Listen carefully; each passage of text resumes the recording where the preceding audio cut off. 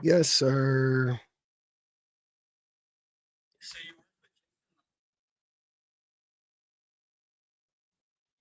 Yes, sir.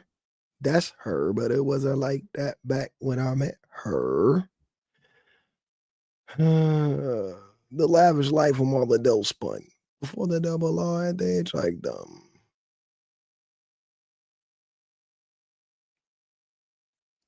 Her friends didn't like feeling.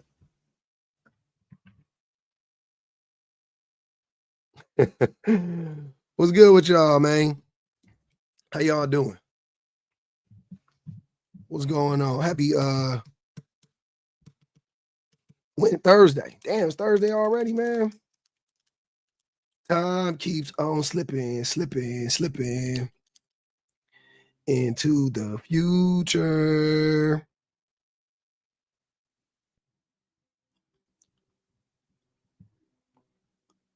I feel like a brand new person. What Riri say? Feel like a brand new person. I feel like a brand new person. I got my hair cut. I ain't had a what up, Lex? I ain't had a haircut in a cool minute, boy. Boy, I tell you. I ain't been running no errands.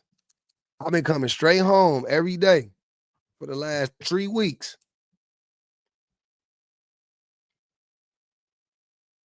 Thanks, brother. Appreciate you. I've been running, you know what I'm saying? Like I run and I go in the store real quick and run right back out the store and go right home. Own universe, appreciate you. What's good? What's good? What's good? Shit, chilling.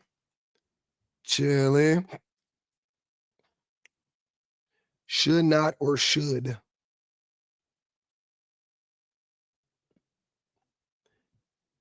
Nah, feelings shouldn't be validated. Men's feelings shouldn't be validated. Nope. I disagree.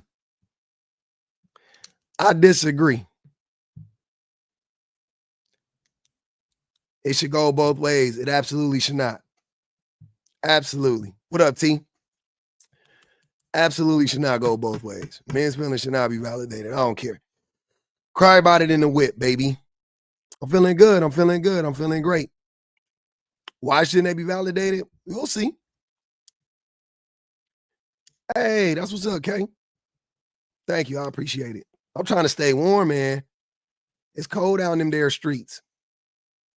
Mm-hmm. It's cold out in them there streets right now.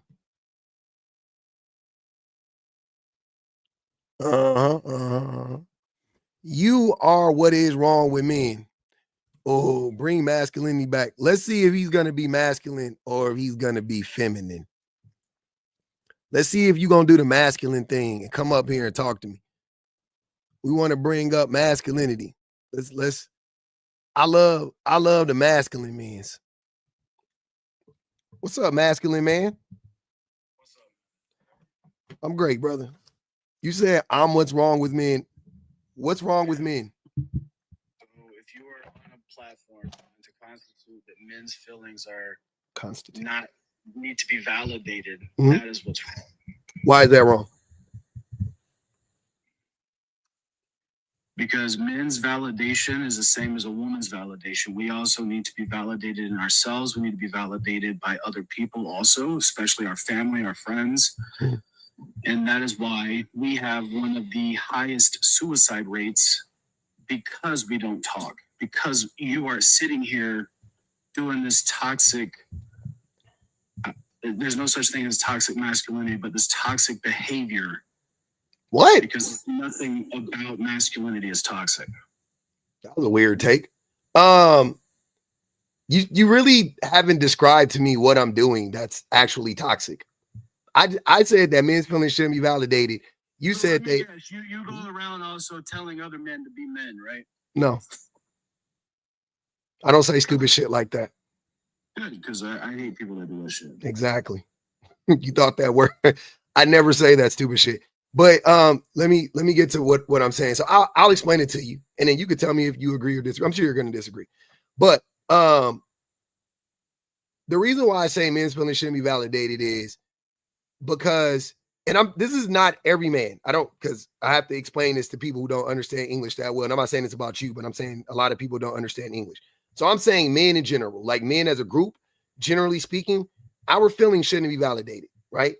The reason why is because men are not honest. Like we haven't, as a group, we don't really tell the truth as a group. We don't. I'm not saying you're a liar personally. I may not be a liar, or I may be a liar personally, and you may not be a liar. You know what I mean? Like, that's fine, right? But as a whole, as a group, as a class, we are very much dedicated to the idea of saying anything to invalidate women's experiences, invalidate marginalized groups of people's experiences, and prioritize our own experiences over everybody else's. That is what men do as a group. Therefore, I feel like we shouldn't validate. Hold on, I'm almost done. Therefore, I feel like we shouldn't validate men's feelings because men's feelings actually lead to harm against everybody else, including other men. When you say that men, we need to listen, and all, you're talking to other men, because men are the people who don't listen to men. Everybody else does listen to men. Men don't listen to other men. Let me be even more specific. Cishet, or in this case, masculine men, right, don't listen to other men. Masculinity doesn't tell men to listen to other men.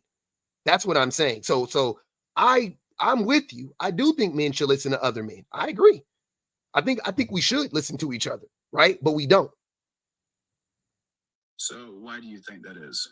But I just said it, because we're taught, right? Because masculinity is a part of the patriarchy.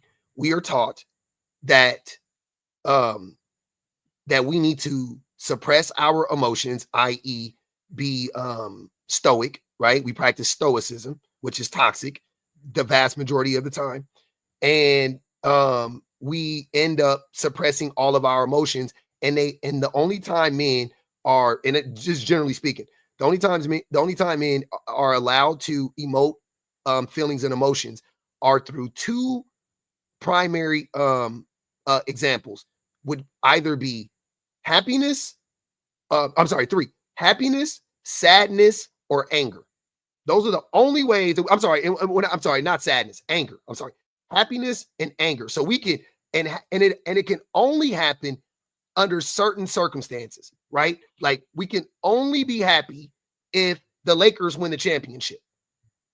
You see what I'm saying? Like, we can only be happy if the fucking Vancouver Canucks win the Stanley Cup. We can only be happy if Dale Earnhardt Jr. wins NASCAR, right? Like, we can't be happy at a. Still even in fucking NASCAR? I don't know. I'm old, bro. I'm just I'm just naming shit that I don't know these fucking sports. I will agree with some of it, right? So me, I grew up in the South. I grew up to where my grandparents had to help raise me. My grandparents has told me that while I was growing up, a man's word, it has to be golden. So we were talking about all men going around and just lying their fucking asses off, right? I didn't say all men do that. I literally said the opposite of that. The majority of men, yeah. The generic men, the majority of men, they go around lying. I don't believe that to be the case. I don't see other men going on to other platforms and then telling other men, "Oh, you so boss bitch, you're this and that." So boss bitch? Wait. What do you mean? What is that? What is boss bitch? So like, for instance, like women, they will go on to other women's profiles and literally lie. Why? Wait. Why are you comparing us to women right now? I'm talking about men. See how weird this is already getting? We're talking about men. I've been talking about men this whole time. I ain't said shit about women. So why are you talking about women? Because I am comparing. I know. Don't do that, though. Don't do that. Just talk about the behaviors of men. Don't compare it to what women do. If women lie to themselves, if women are lying to other women, let them lie to themselves. We are talking about us. Last time I checked, right? I'm talking about men to men. I'm not talking about what women do. I'm talking about what men do and why we do it, right? Okay. Well, I don't believe that there's a patriarchy. I think that we are way past that point. I believe that, men do need to be men, but I also think that we need our feelings validated just as much as women do. Okay, but now we're just talking in circles. So what I want you to do is I want you to tell me. Well, you know what? Okay. So I'll further elaborate on what I'm saying.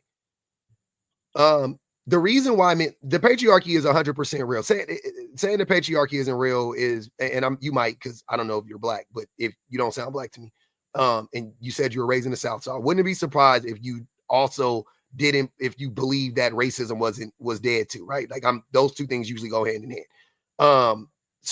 But saying the patriarchy is over and not here or doesn't exist is very much like saying racism doesn't exist, or it'd be very much like saying American chauvinism doesn't exist. So racism does exist, but it is not to the extent that holds people back. It does. That is literally what racism is. It holds people back. Like that is what it is. That's an oxymoron to say it doesn't hold people back. It literally holds people back. That is what it is. And by definition, that's what I'm saying. So that's what I mean. Now, it's safe to assume, right, that you are not educated enough on either one of these topics. Like you don't understand the patriarchy, nor do you understand race. Hold on. This is not a knock on you.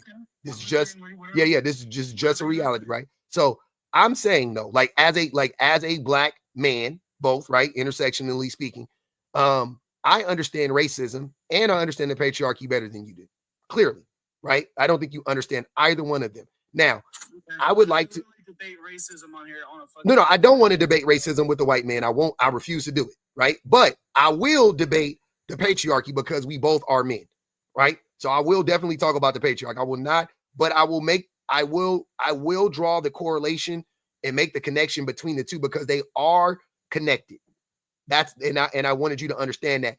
And even the most racist, most anti-feminist, most misogynistic white man, right, oftentimes, for whatever reason, will acknowledge that racism exists. And you even just did. You still try to downplay it like most white men do, but you acknowledge that racism exists. But when we talk about sexism, aka the patriarchy, you say it doesn't exist, right? So tell me what rights men have that are better than women. What rights women see, and this is that I forget the word.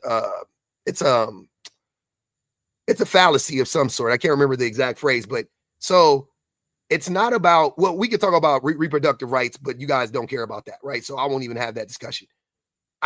It's not about what rights people have versus what rights other people have. That's not how it works, because since the first or at least the civil rights bill that was signed in the late 60s or whatever by Lyndon B. Johnson. Systematic racism, then you need to find out what is the racist part of the system. I do. No, I know. Hold on, wait. Don't interrupt me. Hold on. Don't interrupt me. I'm not talking. Hold on. I'm not talking about racism now, but like I said, I'm not here to educate you on racism.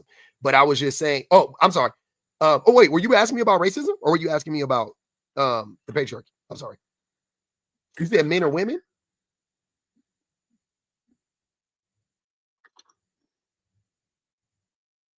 Hello? Yeah, sorry. What's up? No, were you asking me about black people or were you asking me about women? I don't even know at this point. Oh, okay. So yeah, when we talk about systemic issues, it's not what policies are what, like that's not how it works, right? Just so you know. The corporations took over that duty. I mean, they always had it, but they took it over a long time ago, right? But for an example, I'll give you an example. The fact that women make less money than men, the fact that it's not a fallacy, it's true. You don't, sir. Before you say stuff that you don't know, right? Just you don't. Okay, you debate it on a daily basis. Cite the source. Cite the source that says that men and women make the same amount of money. Tell me what stat shows that women outside of healthcare, out of makeup industry, what fallacy is there to believe that word doesn't fit? That doesn't make any sense. So the reality is that women in general, right, in this country, white women and every other group of women make 85 cents to every dollar that men make. And it hasn't moved up much in the last 25 years. the greatest. Hold on. Please stop stop interrupting me, please. I promise you this is gonna work. It ain't gonna work. I promise you. So the reason why, oh, you ran? Okay. The reason why the reason why women get paid, I didn't kick you. You dropped. I didn't kick you. Please don't lie, because I didn't kick you. And I invited you up. So you definitely can't say that I kicked you. Steve, how are you? I'm good. What's good, Roku? Would your little feelings be validated? What'd you say, bitch? Bitch is your mom. Sorry. I caught you with that one. Now you didn't expect that, hoe. Huh? You thought you was talking to a sweet nigga. Back it up a little bit, Roku. Start over again. Hey, start over again. Be respectful. Shut up, bitch. Hey, bitch, shut up. Start over. Hold on. Roku. Hold on, brother. Hold on, bitch. We gonna start over. We gonna back it up a little bit. Be respectful. I'll be respectful. Okay? Start over. Yeah, I'm listening. Okay, little bitch. All right, bitch. Nah. No. My feelings are validated every day. So you don't have to worry about me. All right, little bitch. All right, little baby back bitch. My feelings are validated every day, ho. All right? No, they validated by men. They're validated by women. I have a huge platform. I have two pretty big platforms, actually. My feelings are validated every day. Don't worry about me. My ego gets stroked. I'm good to go. Now, Roku, what I want to know is why are you up here? Well, to test if your little feelings. Yeah, my feelings get validated every day. We answered that question. Let's go. Hold on. I'm not emotional. Hold on. See, you're projecting. You're projecting. I'm not emotional at all. Like, I'm not being, everybody's emotional, which is a stupid saying. I'm not overly emotional and I'm not being irrational, right? You're clearly overly emotional. Why, bitch? Because you open these type of lives, right? Wait, what does it have to do with my emotions? This isn't, I remove, hold on, wait. Do you, hold on, little baby back bitch. What I'm trying to say is, hold on. What I'm saying is, I remove my feelings. The opposite of what you're saying is happening here, right? Because I'm a man. So I remove my feelings from these prompts, and then I still have the conversations objectively, which proves that I'm actually not being emotional. The fact that you got up here being disrespectful proves that you are actually emotional and triggered, not me. See what I'm saying? See how easy that was to show you how you're the one that's actually projecting? And that's all men do. All men do is project. That's all men do is project, right? So all you're doing is you're assuming that I'm emotional because you are, but I'm not, though. I'm being logical. Yeah, sure. How did you consider that you're actually emotional, right? What? Everybody's emotional, dummy. That's the point. Everybody is emotional. Everybody is emotional. There's emotions going through you at every moment, every second of every moment. No, I'm not mad. I'm not mad at all. Not even a little bit. Let me say what women want to hear so they can, like, oh, I gotta get a big following and look at me being a special man. Yeah, you're mad. No, that's you being jealous now. That's your jealousy. See? Sure. So don't be jealous. Right? I'm jealous of a simp. That's true. Yeah, okay. I can't be married and a simp. But you can actually. Like, what? How? How would that work?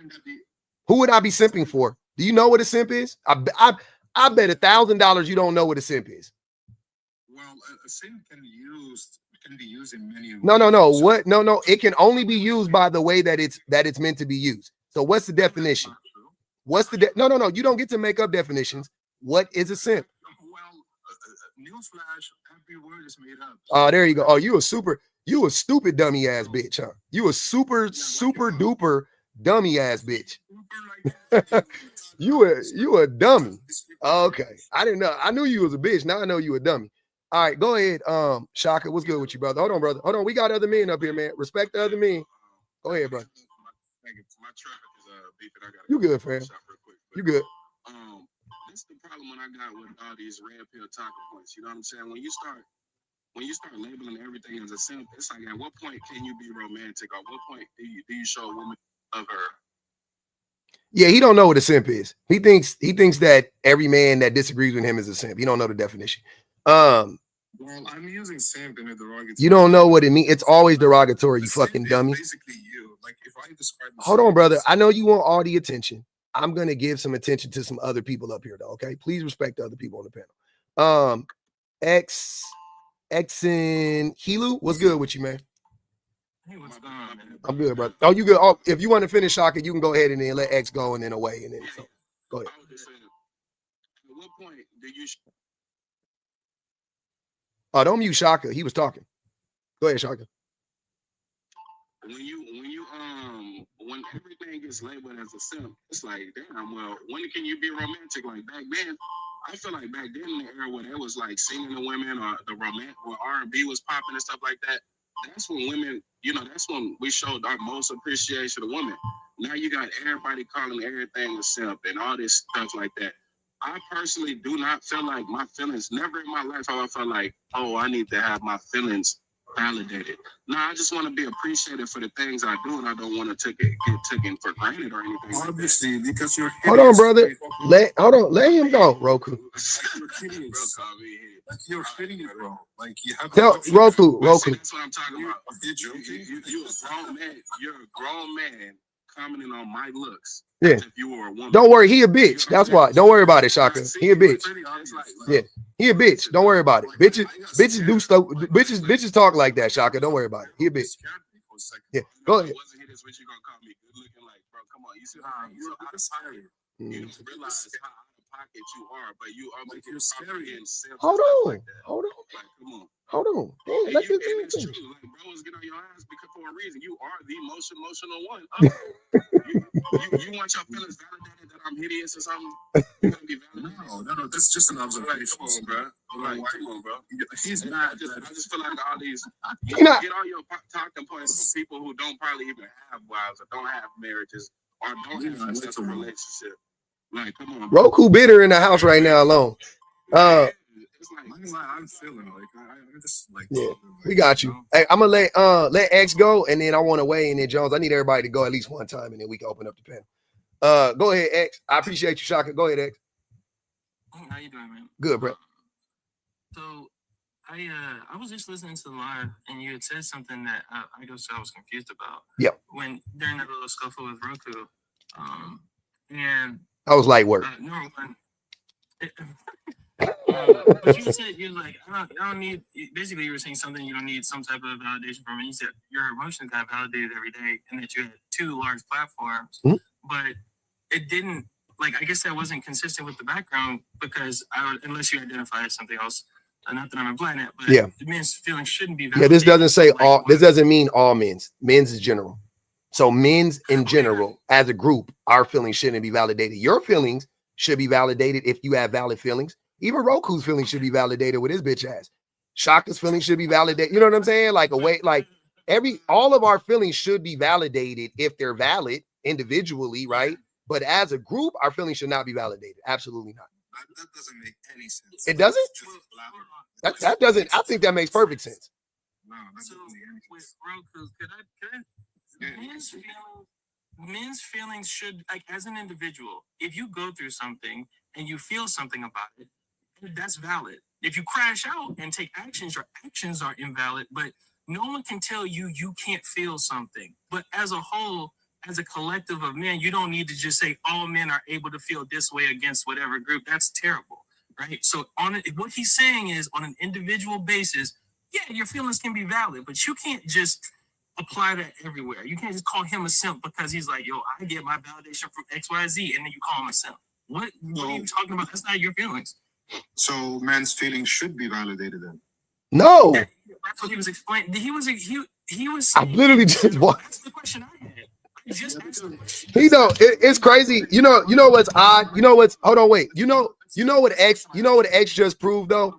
That if a person is genuinely listening and they're not trying to be disruptive and be a fucking idiot, right? That they will understand what I'm saying, because what what I just said, oh damn, I just want to see your white wife. they said nothing. See what I'm saying? You a bitch ass troll. Well, anyway, I gotta go. That's Yeah, all right. Thanks for having me up, man. Bet. Show your white wife. Yeah. Put the price on. Show me your wife. I don't care what race she is. What is she? She's not white. You don't have a wife. See what I'm saying? You don't have a wife at all. I'm gonna say right now, any woman that hear you talk all that red pill stuff that you got, brother, she should run. No, you never mentioned red pill once. Man, you got the talking points. You say what they say verbatim. Which talking point? Name the word simp is a term that they popularized. Like, what are we talking about? The word is not theirs, right? So name a talking You started to use a simp because that's what you heard. He doesn't even know what simp mean. He's not even from America. You don't even know where simp started. You don't even know you don't know the origins of the word. That is hold on, wait. That is AAVE. That is Black American Vernacular, brother. That is African American Vernacular. You don't know what the fuck you talking about. You talking to black people from America using the word simp that we fucking coined, that we made, that we popularized, right? That's what we did. We did that shit. And you trying to tell me I was there when motherfuckers started using it. My daddy was a real life fucking pimp. You fucking idiot. I know what a simp is. I know. Hold on, Roku. Hold on. I know what simp is. And that's why I think it's hilarious whenever you guys call me a simp, because here's the thing. I don't really think simps are the worst thing on the planet. I think pimping is worse than simping, but I know simping is bad too. Don't get me wrong, because it's just love bombing by a different name, right? But at the end of the day, a simp ain't the worst thing on the planet. I wouldn't mind if I really was a simp and you call me whatever, right? It'd be whatever. But I've never had to simp though. Like, that's the craziest thing. It's so wild that it's so obvious, and that's why I trigger a lot of you men, because you can clearly see that I'm everything you want to be, right? In so many ways, right? Like see the fake laugh? That's when I know I got you. That's when y'all do that fake laugh, oh my God, I know. I'm like,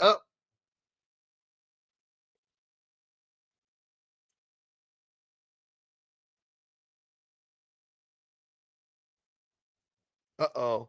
We got banned, y'all. I ain't gonna win this one. Hey, we got banned, y'all. I ain't gonna win this one. I ain't gonna even hold you. Hey, y'all, we got banned. Hey, y'all, we got banned. I ain't gonna even hold you. We gonna lose. We gonna lose that one. We gonna lose that one. We gonna lose that one every day. Yep. Yeah. We got banned. I appealed it. I 100% expect to get banned. 100%. Like, no way in hell am I not getting banned. There's absolutely no way in hell. He got banned too. It made me ban another dude, then it made me ban him, and then I banned my and then it banned me. In that order. I saw it all happen. No, not by YouTube. Not by YouTube. He was somebody reported the live, because I should have clocked it before, but they got me too. They got the first dude, the racist white dude, masculine, black, some masculine, not black masculine, some masculinity. And then what slur? Who used the slur? I don't know. I should have restarted the live. That was my fault. I should have yeah, they got me, bro. I don't know. I ain't gonna even hold you. Oh, Roku dropped the F slur? Oh. I didn't even hear him. Damn. Yeah, they gonna get me. Yeah, they gonna get me. I didn't even hear it, y'all. But I know they got me. I know they got me. I'm cooked and whooped. I know that. Y'all ain't even got to worry about it.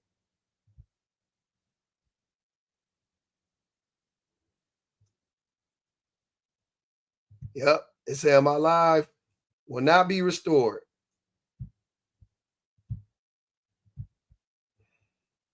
Yep. My life will not be restored. Mm-hmm. Yep. That's all bad news.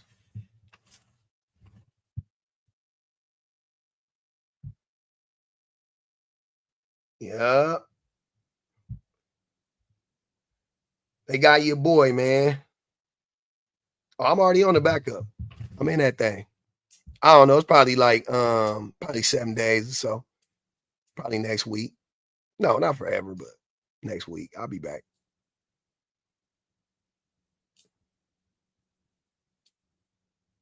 Nah, no permanent. I'll be back.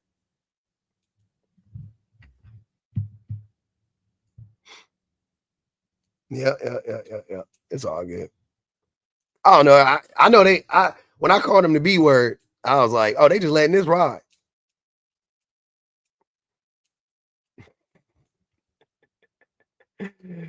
Uh-huh.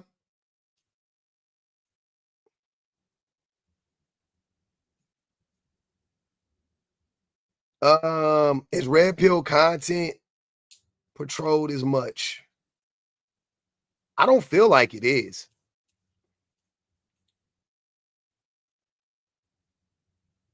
I don't feel like it is because I be scrolling past red pill lives and they be up all day and people be up there crashing out, cursing each other out. Or I'll go to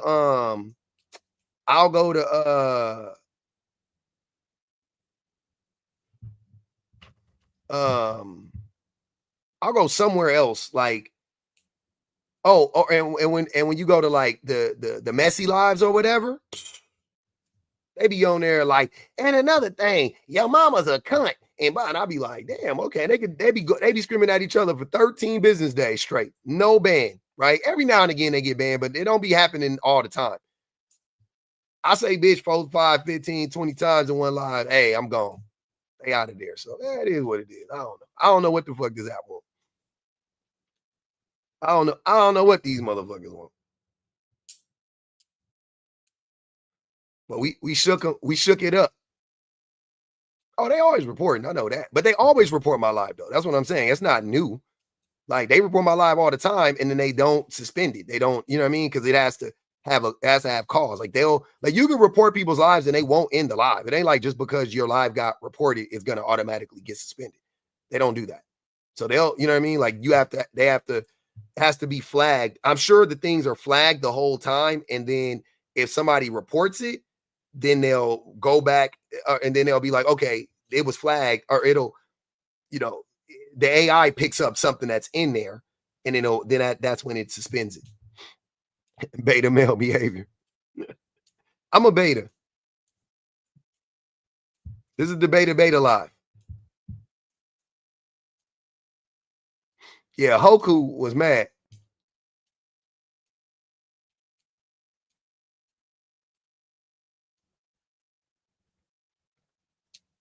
Yeah, it's all good, man. We gonna have some fun in here this week, though.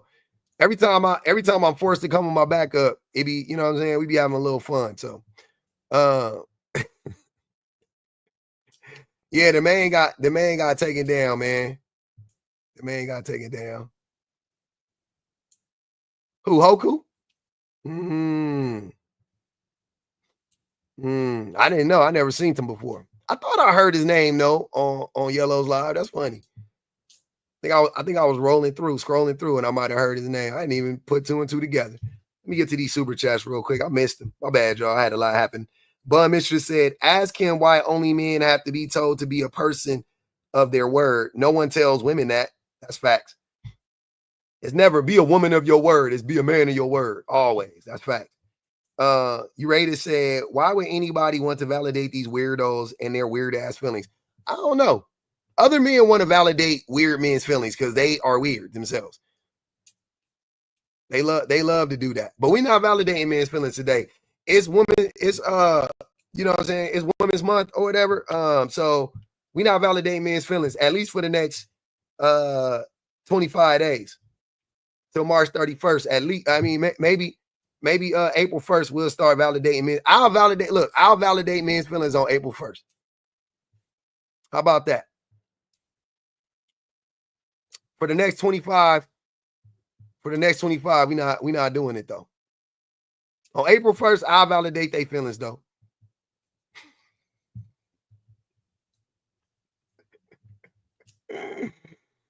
I'll validate their feelings on April 1st. Yep. Absolutely. But not today though. Yep. Hey, y'all invite Roku back. Hey, happy birthday, Logic. Logic hit that 40 club, man. Hey, make sure you keep taking your vitamins, stretch, drink water, go to the doctor. You know what I'm saying? Don't get your prostate poked. No Diddy. Or all the Diddy, depending on if you like it or not. But, you know, all that stuff. Mm-hmm. Slouching. Welcome, my brethren. Today is only the 6th. I know we got a long ways to go and not validating these niggas' feelings. I think we could do it though, y'all, if we put our minds together. Hey man, you know what? We just trying to make sure.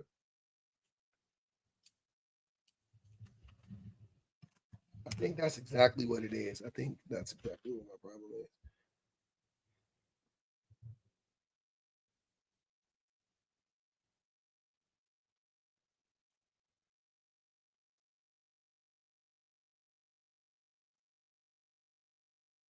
No.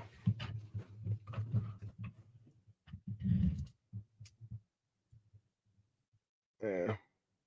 Posture matters. Leave Roku in the request respectfully. Oh man, we gonna see. We gonna see. He talking about the highest unaliving rate, self-deletion. Exactly. The highest self-deletion rate. We do not care. Because women attempt to self-delete more than men. They just aren't as successful at it. That's one thing men are better at than men, than women. It's self-deletion. But men try it more.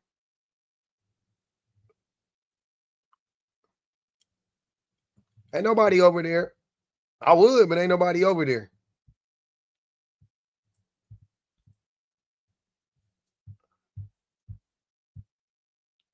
Yep. All of a sudden he care about men's self-deletion. Like now all of a sudden he cares about that. Mm-hmm.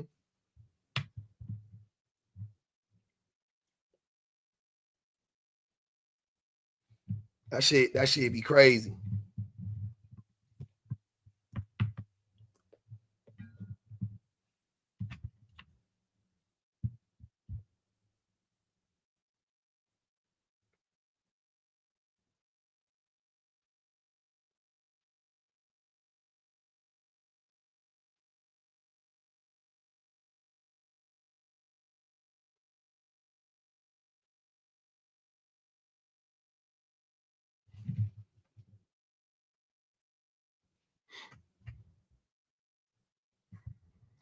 Tell them they can come.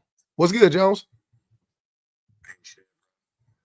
You be some of the most emotional fuck boys on the planet on your fucking live, bro. Like, there's no way in the world I could literally hang out with somebody like that in real life. Like, I'm like, yo, move the fuck around me, bro. You know what's crazy though, Jones? You wouldn't know.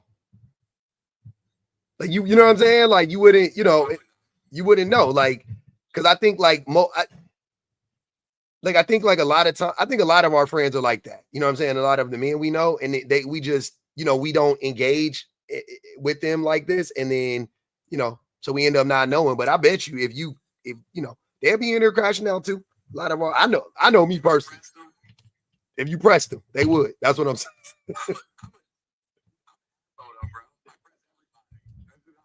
Yeah, me too. That's what I end up finding out real quick.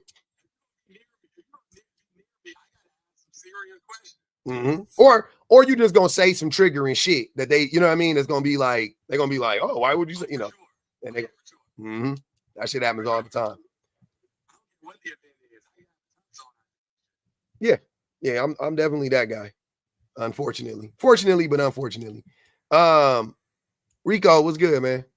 How's it going? I was gonna ask you guys both a question. What's your thoughts? What's your views on those who say that men tend to be stronger than women on average? Do you believe men are physically stronger, or I don't care. My feelings are, I literally don't care. Would you say it's a biological fact that men are more superior than women physically? I think it might be biological that men don't understand consent, because every time I tell a man no, he keeps asking me the same questions. Like, I literally don't care. Like, I couldn't care less about who's physically stronger.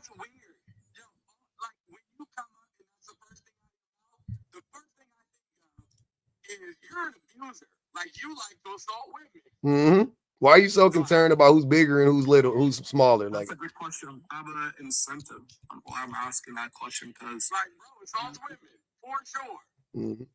Just relax. Yeah, so me and you were conversing last time. We had a nice conversation, and you were mentioning points on why men are not physically stronger than women, and you like gave us semantical analysis and said, "Oh,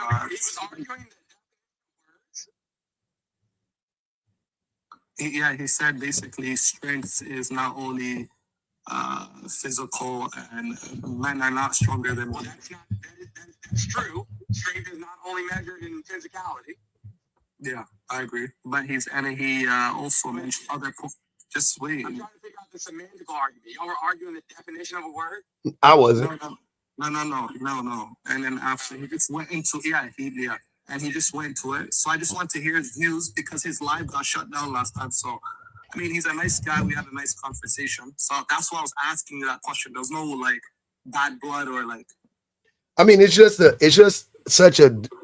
I have this conversation 4 times a week. It's boring, and I'm tired of men. I'm really just sick of men trying to like hone in on this thing when they themselves don't even understand what strength is. I don't want to have I just asking a question. I know. I told you. I'm telling you my genuine answer. Yeah, my genuine answer is I couldn't care less about it. Like you said, we already had the conversation to some extent. I already told you. It seems like you got what my point was. So you want to rehash the conversation? Why? No, the live got shut down, actually. No, but you got the gist of it. That's the gist. Exactly what you just said. Yep, women are stronger than men in so many areas, and men are stronger than women in so many areas. So let's move on. You were saying no, they're not stronger than. Yes, because that's what I just said in another way. If women are stronger than men in certain areas, and men are stronger than women in certain areas, then men are not stronger than women. No, and physically, we're just speaking about physical. I'm talking just about physical. God damn. So your answer is men are stronger than women physically in some areas. Of course. Women are stronger than men in different areas physically. So we're equal in terms of physical strength because we both have advantages over the other. Yeah, but you want to say it's equal? I don't know. In what way? See what I'm saying? Like, I don't know. That is not for me to decide. Equal in the sense where, no, I agree with you. Equal in the sense, I'm not debating you, by the way. We have the same views. Yeah, like equal in the sense where men have advantages over women physically in some realms, and women have advantages over men and physically in some realms. Yes. Okay, perfect. Yeah, that's all I want to ask, bro. Like, there's no bad blood. Like, yeah. I like your lives and everything. All right. Take care, bro.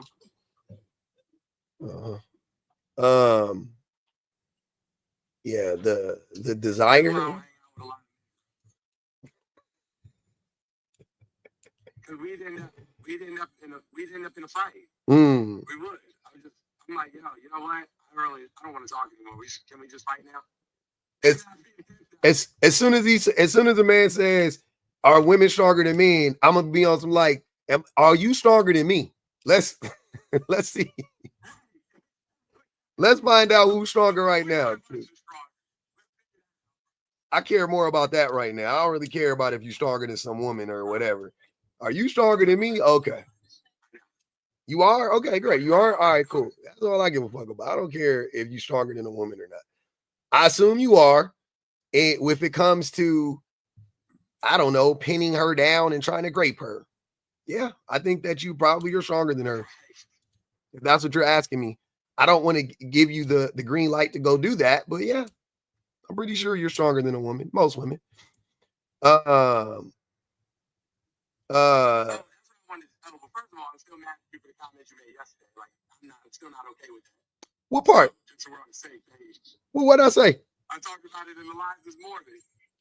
What'd I say to you? About dudes from the East Coast. Oh, the East Coast. Hey, man. The East Coast was letting me down yesterday, man. The East Coast was letting me down yesterday. Kiki said she'll wrestle you, Jones. Hey, bro, that's fine. Wrestle. Wrestling. Yeah, I like to wrestle a little bit. What was I say? We were playing Bold Lions videos in my live this morning. Oh, my God. Why? Hilarious. Why? Bold Lions video. So funny. I haven't seen any of them. What is he talking about? Like, what is he saying?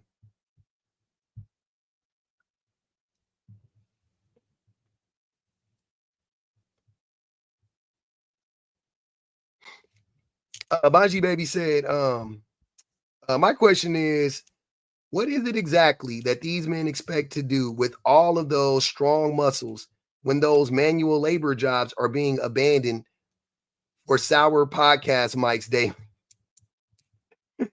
I don't know what they're gonna use their muscles for. All I care about is you know, if you're being productive, right? If you gotta, yeah. Fuck is Reggie.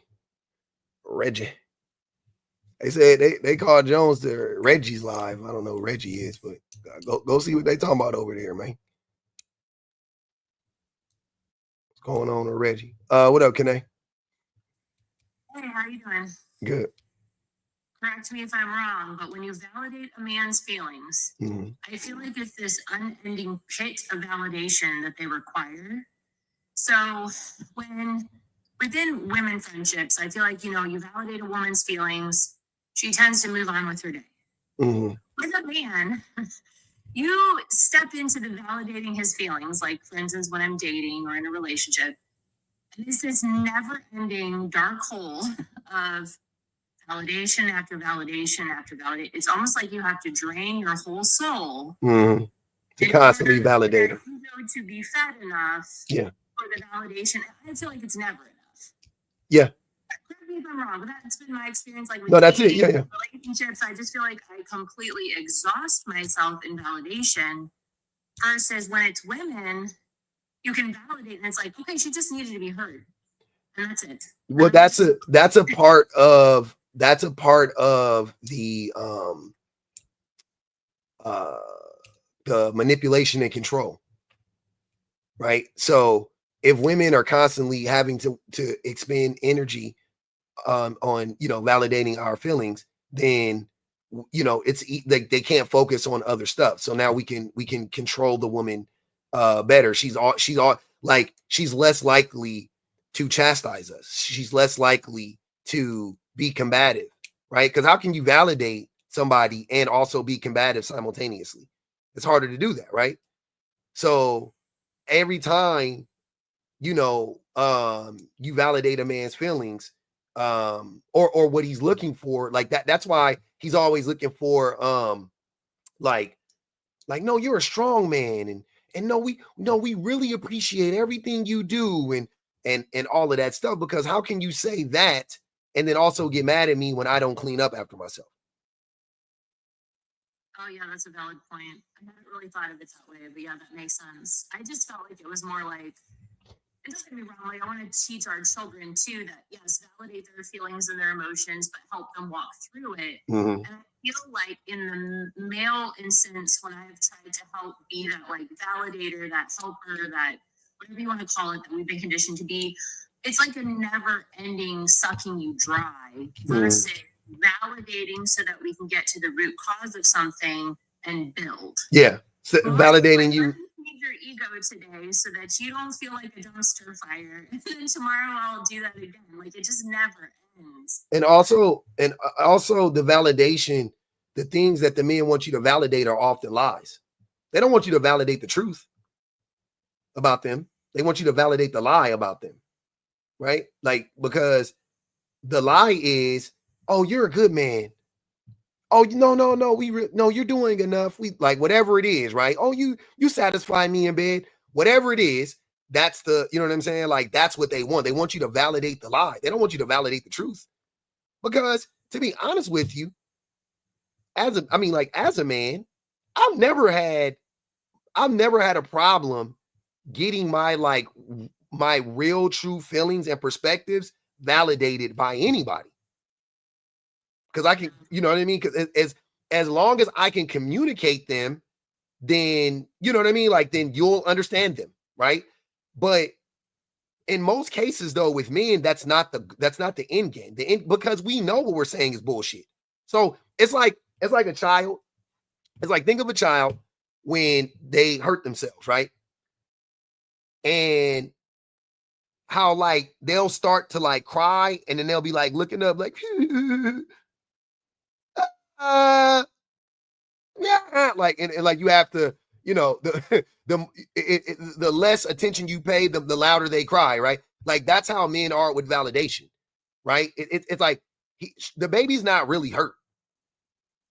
Well, that also, I think that plays onto the complaint about sexual dissatisfaction within relationships. Like men will want these like childlike roles of being validated constantly, but then they want you to see them like a quote unquote man and be that like ferocious, you know, woman in the bedroom and like want them like that. But you're acting like my kid. Yeah, and that's gross. You're wanting me to coddle you like a child, but then treat you like it doesn't work that way. Also, I feel like that validation is a like lack of accountability to even go to therapy, because you want validation from us when you don't want to do the inner work. Even if it wasn't based on lies, let's say there was childhood trauma there was trauma issues that you want validated, you want to be seen, heard, things that you have not experienced in childhood. I completely understand that. Yeah. But how are we working through that towards like an end goal versus us just sitting in this cesspool of me coddling you, putting a passy in your mouth and being there for you versus healing it, fixing it, moving forward, doing the stuff. Like that's where I think there's a lot of breakdown in relationships, is women are expected to be like the mother, and they want to be something different for someone they're romantically involved with. We already have that with our children, if that makes sense. Yeah, the woman wants to be an equal. Not that women don't want to be a subordinate or a superior. They want to be an equal, right? Because, you know, in most dynamics in life, women are either a subordinate or a superior. There's really no in between. When I'm talking about when dealing with the opposite sex. They're very, you know what I mean? Like, in your opinion, what do you think? Like, why are men so, like, asking this to a man here, because, like, I'm a woman, I'm not in your heads, but why are men so, why does it have to be women either need to be superior or inferior? Why are they fighting so much on that equal playing field of being, like, a partner? Why is it such a, that seems like a no-brainer. Why is it such a fight for men? To be superior? No, to be like a partner. Why are they so anti-partnership? Why does it have to be she needs to be my mommy or she needs to be below me? Why can't we just all be equal? Why do men fight so much? Why would you think? Because we want to be superior. And we only understand hierarchies. So you're either above me or below me, but you can't be on the same level as me. So it's all transactional. Yeah. That's how men are in our in our friendships. That's how men act. that's what I'm seeing. And I think that's why I completely stepped away from dating, was because I was like, there isn't men out, overall, there isn't men out here who actually just want to put in life. It doesn't seem. No, they don't. They it's deeper than that, though. It's deeper than that. It's much deeper than that. So the reason that men, you know what I'm saying, like don't want a partnership necessarily is because in order for, they believe in their mind, in order for you to do the things or for them to get the things that they want from you, you have to be in a subservient role. You have to feel like you are in fact less than them. So they treat you like you're less than them so they can get you to continue to serve them in the manner in which they want to be served, so that you will do all of those things. Because if you ever feel like you are better than them or superior to them, then they feel like you have no incentive to do the things that they want you to do. This is something that has been sociologically programmed over the course of like the last couple of thousand years. And this is all like literally tied inextricably to Abrahamic religion. Yeah, that's 100%. And you can't, and you're not going to be subservient if you're equal, right? So either way, so you can't be equal and you can't be superior. So you have to be subservient. That's the. Yes, I can see that. I was raised very religiously, and I can see that. My entire conditioning was making sure that you're serving, validating, supporting, loving, and like being there for men. That was my calling, right?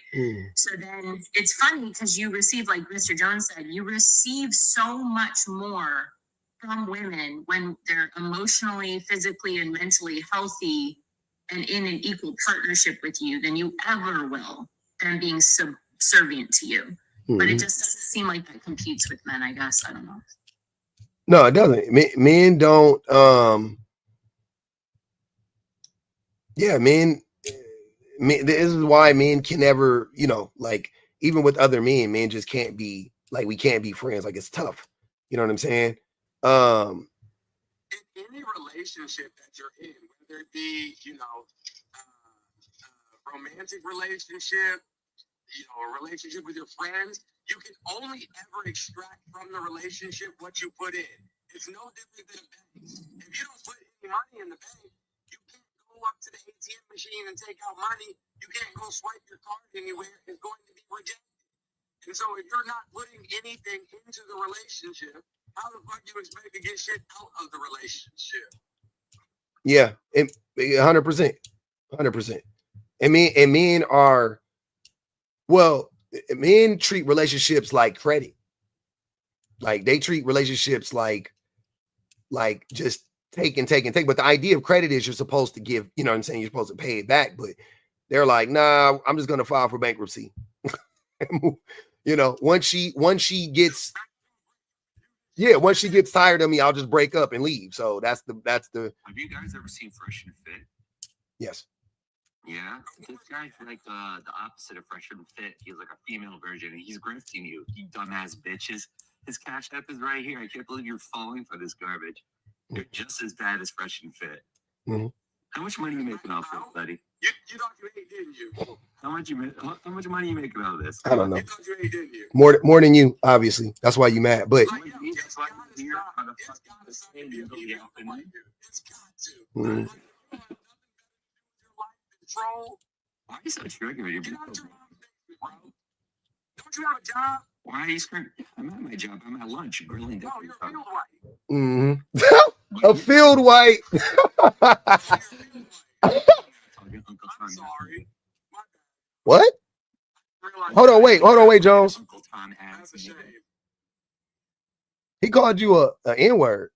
Oh, Uncle Tom ass. You don't even know who Uncle Tom was.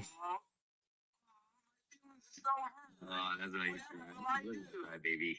Not for me, baby. I love tears. Oh God. He's one of those. Keep it. Oh, you ran out of steam already? That's all the energy you got in here? Hey, definitely put the fries in the bag, sir. Don't forget, and wash your hands. Hey, and wash your hands when you get off your break. Hey, remember.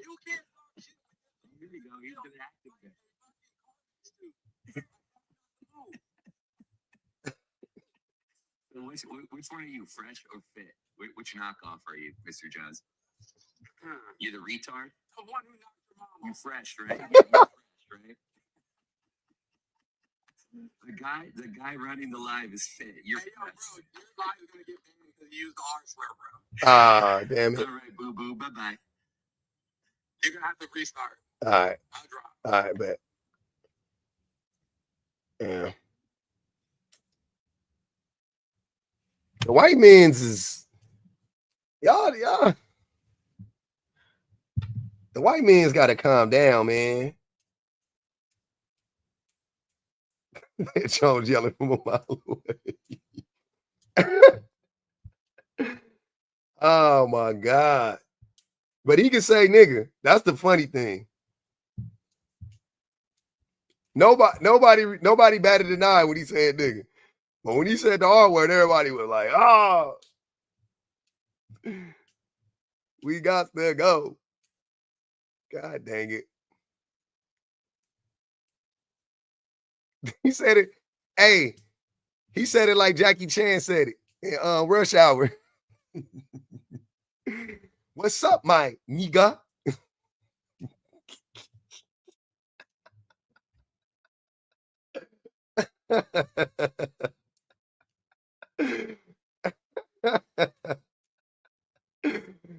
Hey man, y'all gotta go. Y'all can't be for real. Like this shit crazy.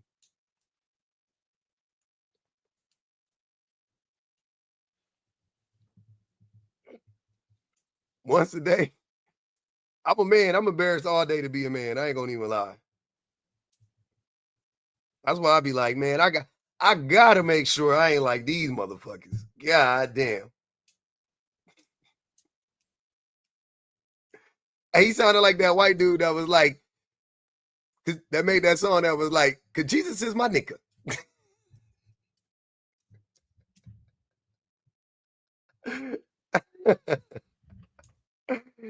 Hey, don't forget to wash your hands before you go back, before you come back from break, brother.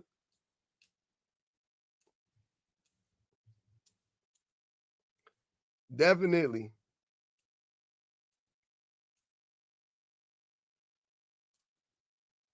That song is so good.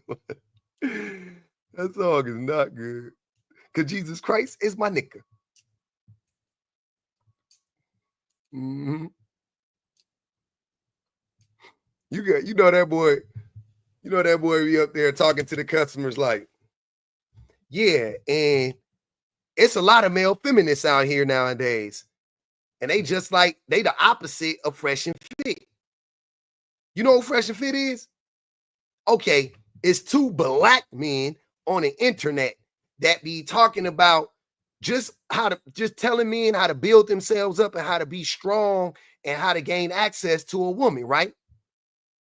And I don't see the problem with that. But it's these male feminists, they coming out here and they just going at it hard, you know, and the women are just like, nah, that's not it. And I don't see why the women don't agree with Fresh and Fit.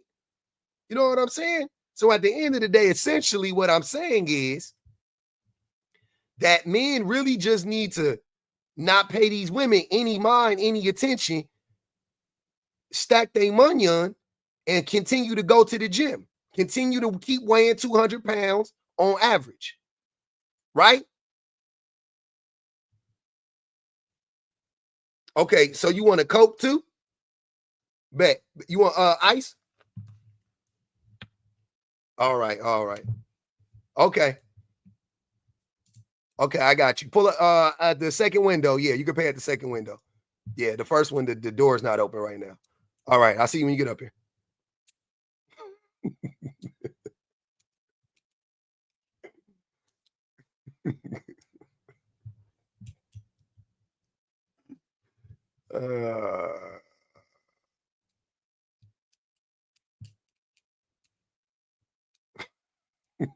Niggas, you know them niggas be at work, bored as shit. What feelings? I don't know, man. Just their feelings in general.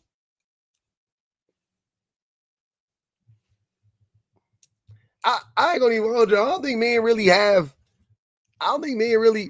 feelings right now. We don't know how to process that shit. I wish we did. Hey, Brandon. Hey, look, you know what? I saw a video.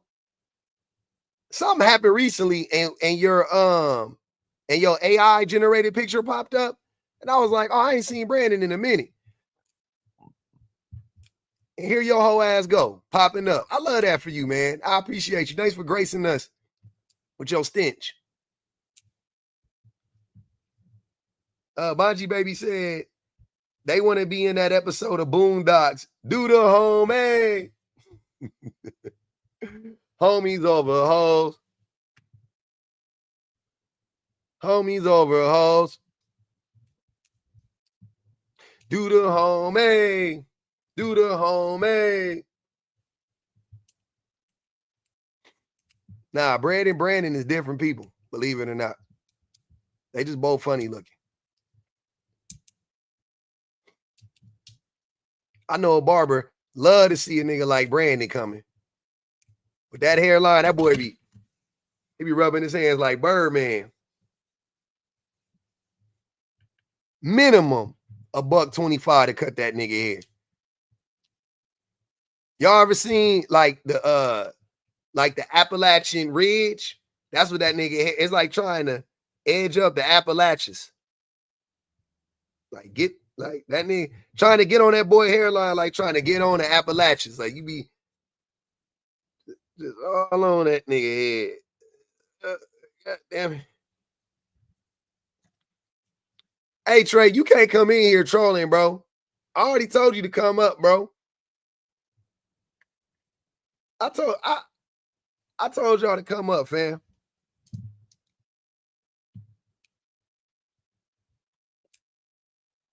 What I do?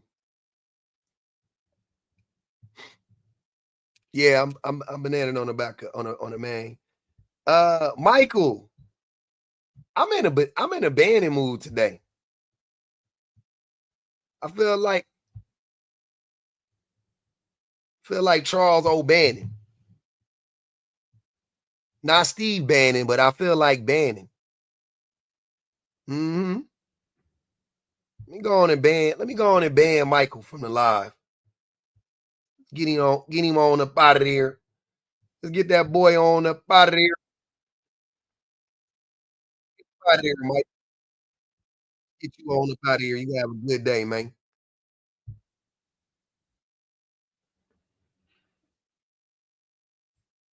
What did you say? Hold on, let me read this. I ain't even read it. You seem like one of them weirdos. I might be wrong.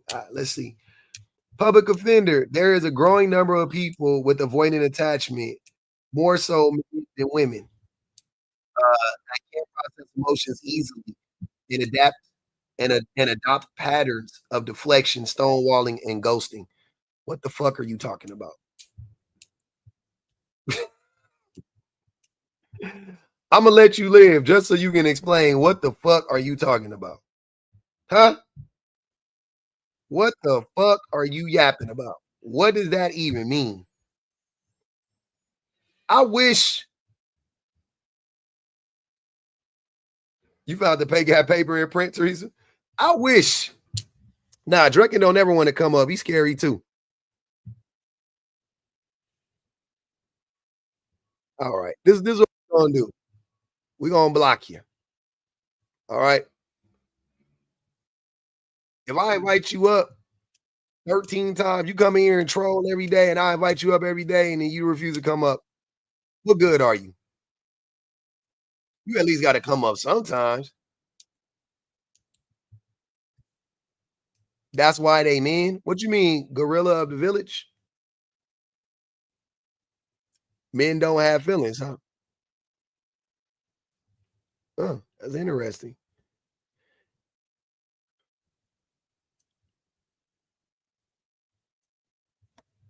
You could come up. Explain that. Oh, come up. I'm sorry. Yeah, at this point, you fangirling.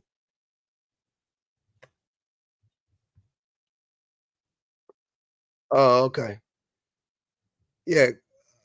You definitely could come up and explain that point to us, Glorilla, and get unmuted. I'm muting.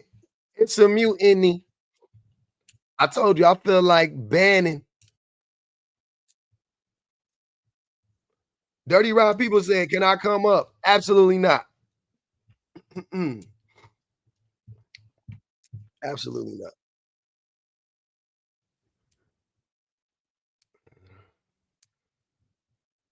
Let's see what this is. Sam was good. Maybe on accident. Y'all can say my age on here. No, you good. I mean, are you a teenager? Okay. Everything y'all be like, should I say my? Hey, what? I thought we was all grown. Yeah. I just want to say, 100% agree with your prompt, and I also think part of the disconnect is that we have a lot of women trying to help men when women don't know what it is to be a man. I think in other cultures, men figure not safe. I know in other cultures that men hang around other men to figure out how to be a man. And I don't want to go into the whole Black community thing, but I think that women should have a conversation about being a woman. Sorry, that's my big ass dog. Hold on. I gotta let my cleaners in. Be right back. Tap the screen, y'all.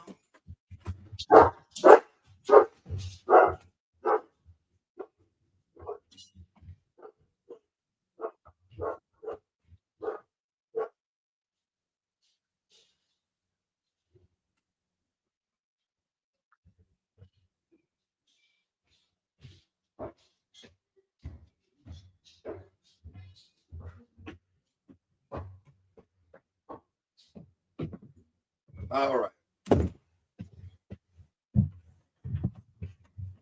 All right, we back at it like a crack addict. Let's have it. All right, so you said that men. Yeah, basically men should be having conversations with women, get a mentor, how to be a man, because I don't care how great of a you think you are, strong, whether you're a single mother or a married mother, a married woman, we don't know what it is to be a man. And we have a lot of podcasts of women telling men what it is to be a man, and we have a lot of men having podcasts telling women how to be women. But in other cultures, there's no such thing as women trying to teach a man or a young boy how to be a man. That young boy, whether his father passed away, the uncle, the grandfather, the family friend will come and physically snatch that boy away from his mother, because that mother is actually doing that young boy a disservice because she does not know how to actually teach him how to be a man. What does it mean? What does it mean to be a man? I don't know. I'm definitely not going to contradict myself. Okay, so what does it mean to be a woman? I think what it is to be a woman, first of all, is knowing your place. Whether you're married, there should be an idea of submission. If not giving a sense of generosity or promiscuity, adding that to the world. I think you should be welcoming. I think you should be soft. I think you should be feminine. But unfortunately, where we are in society, I'm not going to say it's all society's fault, but there's a lot of things that has contributed to us stepping out of being here. I can't speak for the Hispanic community. I can't speak for the Asian community. I'm an African American, and I truly do believe because of the lack of fathers in the home, which can sometimes be women's fault. Right? That's not said a lot, but it's very true. There is no male figure. So you have that young boy growing up to be a grown man and possibly duplicating the exact same thing his father did. And I partially believe, and I'll land by saying this, I partially believe that men, when they get a woman pregnant, I don't think it's because they're bad, I don't think it's because they have bad character, I don't think it's because they're not mature in the brain. I really do feel like, especially in today's society, young men that have their girlfriends, their fiancés, or their wives come to them and say, hey, I'm pregnant, it scares the hell out of them because then they're asked to be a father, but they didn't grow up with a father or with a mother. They don't know what that is. So it's scary. So they run. I'm not condoning what they're doing, but I do think outside of, oh, you're just a mom and it takes 2 to tango, you should support your kid. I think there is a deep fear of that man being held to a standard in which he never skull as an example right in front of him. Okay. So I'll be honest with you. To me, I didn't hear anything specifically that about like how to be a woman, or I mean to be submissive and all of that. I don't should be submissive. But I meant more like like their characteristics, right? Because I would ask you, what does it mean to be a human, or what does it mean to be a decent person? More importantly, right? And I'm pretty sure that the same characteristics that you would lay out for a woman to be considered a good person would be the same characteristics that men would need to embody to be considered a good person. So, as a man, I will say that uh, that was raised by a woman, right? And most men are raised by women, by the way, just FYI. Yeah, whether the dad is there or not, I'm saying most men are raised, right? I think there's a difference between being raised and then never seeing that man in your life. Contrary to him coming home, maybe helping with homework, and then going being at work maybe 8 to 12 hours, because there are some countries out there is very much so a two-parent household. And where the women's doing all the cooking, the cleaning, working with the homework, whatever that is, she's also not seen as the person who's responsible for making that man be what he is. Mhm. That didn't make sense. I don't know what that means. I'm saying that you're saying most you said whether it's a single parent household or a two-parent household, most men are raised by women. Mhm. That's what you said, correct? Yeah. So what I'm saying, Yeah, because we're just talking about men, but yeah, most people would apply to both. Yeah. okay, so you're talking about people or men? Well, Shan is correct. Yeah, because you can apply it because kids. Okay, most kids are raised by their mother, whether the dad is there or not. Most kids are raised by their mother. So it doesn't matter. I thought I know I'm saying, but men would be a part of that, so you can separate the boys from that, and the same rule would apply. But the point isn't about the kids, the boy or the girl. It's about the mother and the father, and the lack of attention that fathers pay to their children, and how much attention mothers pay to their children. That's what the discussion, what the part that I was pointing out. Now, as a man, I don't believe in gender roles personally. I don't subscribe to gender essentialism. I don't think that men are from Mars and women are from Venus, and because I have a Venus, that I go to work and you stay home and you cook and you get an apron on our anniversary, and yeah, I'm not into that. I'm not into that type of stuff, right? Like I think that you are a human being and I'm a human being, and we should take it. We should treat each other as such, right, with respect, and we should be loyal to each other, and we should be loving and caring, and we should be attentive, and we should be consistent and honest and open and vulnerable. Like all of these things are attributes that both men and women should have, right? So this idea that men raise men and women raise women is A, antiquated, and B, it is it's not practical, it's not logical, and I think it ends up hurting, especially now, right? Especially now, or and when I say now, I mean like the state of men, the state that men are in right now, we are harmful to children often in so many ways, right? And we help. Don't get me wrong, we help in a lot of ways too. Don't get me wrong, we do help, but I think we are very harmful. I think it's so it's like pick your poison. Sometimes if a father's in the home, it's going to be more than likely it's going to be more financially stable, right? The kids are going to have less anxiety because there's a male presence in the house. They know who their father is. Like, you can go all into the psychological part about. I'm with all of that, right? Like, all those things are true. But on the flip side, imagine a man teaching his son and passing on all his misogyny to his child, right? Telling telling his son stuff like I've used this example for me. Well, my sons, I have 2 sons. My son came to my wife when he was 3, wanted to paint his fingernail. And she was like, all right now, maybe later, whatever. Put it off. Said it again, a few more times when he was 3. Said it a few more times when he was 4. A few more times when he was 5. She finally let him paint his nails when he was 6. That was the first time he painted his nails when he was 6 years old, right? And she told me or whatever, and I was just like, at first I was like, I ain't gonna lie, I was triggered a little bit, but I didn't say nothing to her. I was just like, and I quickly worked through it, and I was like, no, yeah, no, that makes sense. Like, he just wanted to paint his nails. Like, who cares, right? And so it started like, he started to paint his nails more and more often, and he didn't do it like all the time, but he would just do it like randomly when my wife would paint her nails. If I was a toxic man or more toxic man, because I don't know if I'm toxic or not, but I'm saying like if I was, if I had that level of toxicity inside of me, I could have easily turned that situation into something catastrophic for my right? Easily. Of course. I could have traumatized my wife and I could have traumatized my kids just because my son painted his fingernails, right? And a lot of men do. That's what I'm saying. Like, what percentage of men would handle that situation the way that I did?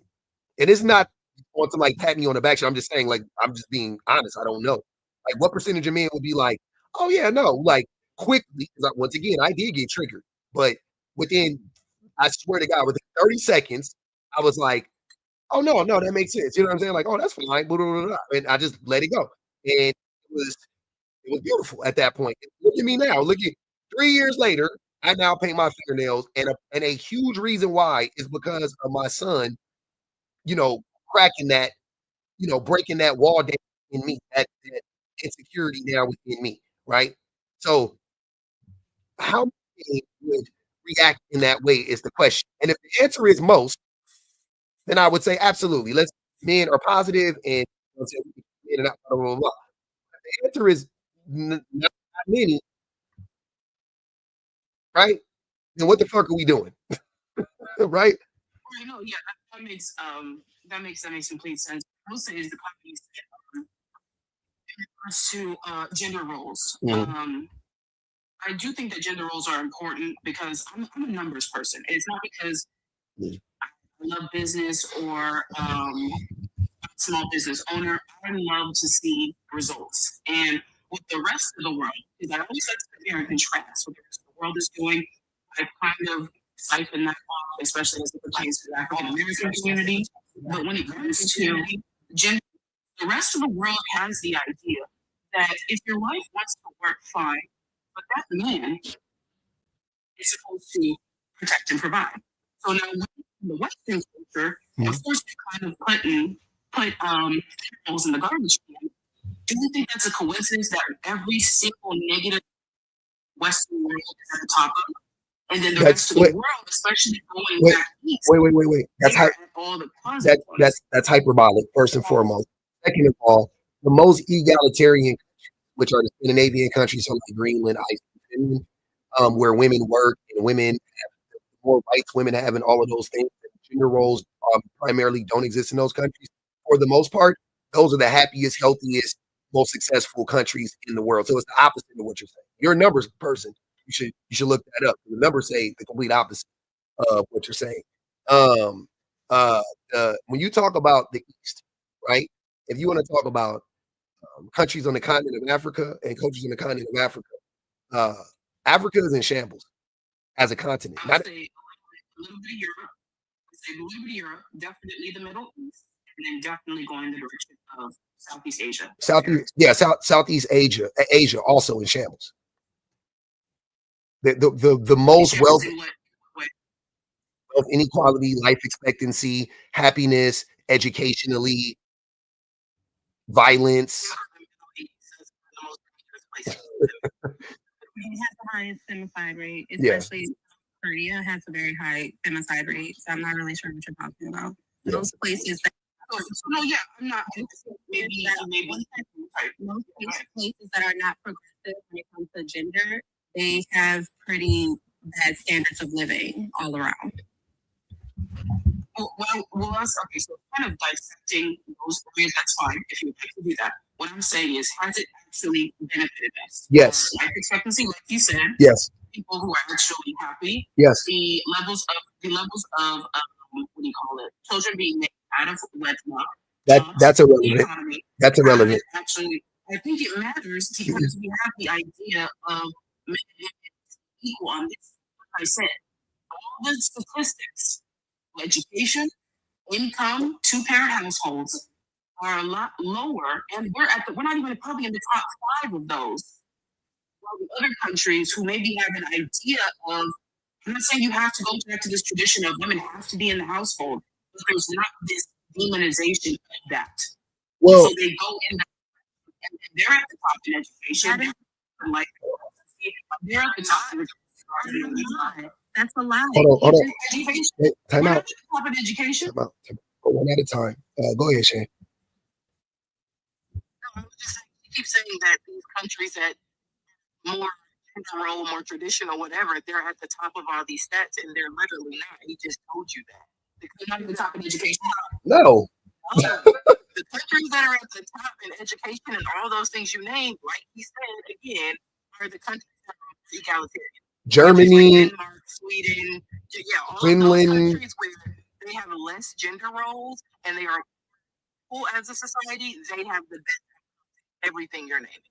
Literally the number one country for happiness, and the overall standard of living. Can you just give me a second? I said happiness and the overall standard of living, which include healthcare, which includes education, is a country that is ran by women, and that is Finland. Yeah, we're not talking about we're talking about the government. And they are extremely progressive. They have gender equality. But why? But that matters though. Like, we are talking about this. The things you're describing, when we talk about education, that's an institution. So you would have to talk about the government. We're talking about wealth inequality, you would have to talk about the government. Like, this is all related. It starts at the government and it trickles down into our homes. You think it works backwards? You think we control what's happening? Like, no. Legislation happens, and it shit slides downhill, right? As the saying goes. We are hurt by the policies that are enacted by people that we don't even fucking know their names and we don't know their faces, right? And they're paid to do so.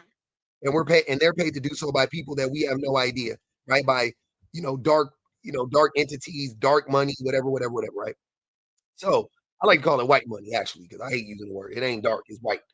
But yeah, so what you're saying though, like, the point that I want to make is it is unequivocally false, to put it lightly. What you're saying is it's just wrong. Like, it couldn't be more wrong. It's the opposite of what's going on.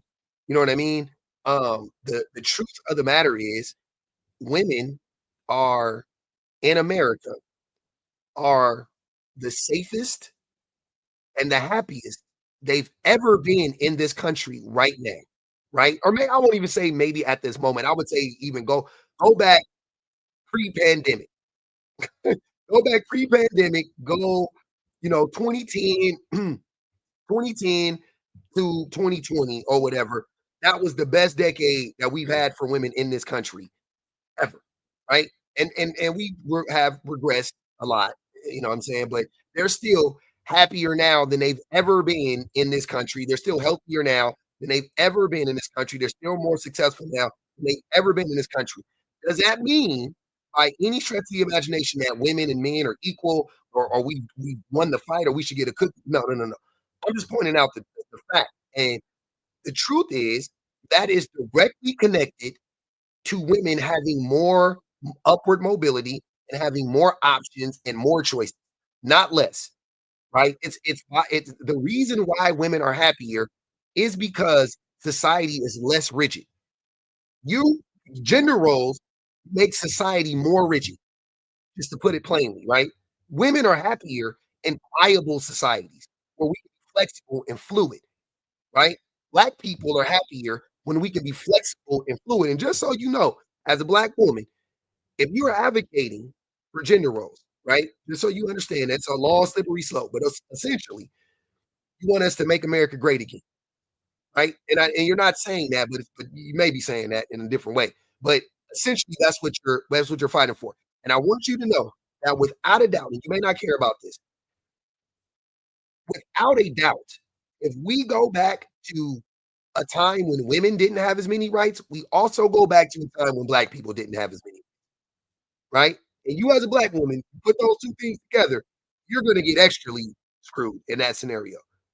Just so you know. So advocating for like gender roles and like, yeah, men should work and women should stay home with the babies and talking about having babies out of wedlock and all of that shit. Like none of that is relevant, right? Having a baby out of wedlock shouldn't present a problem for society whatsoever. We live in the wealthiest country to ever exist in the history of mankind, right?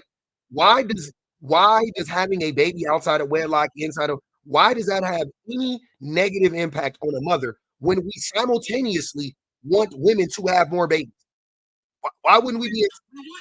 So I think the freedom to have more babies doesn't exactly coincide with raising those damn babies by yourself.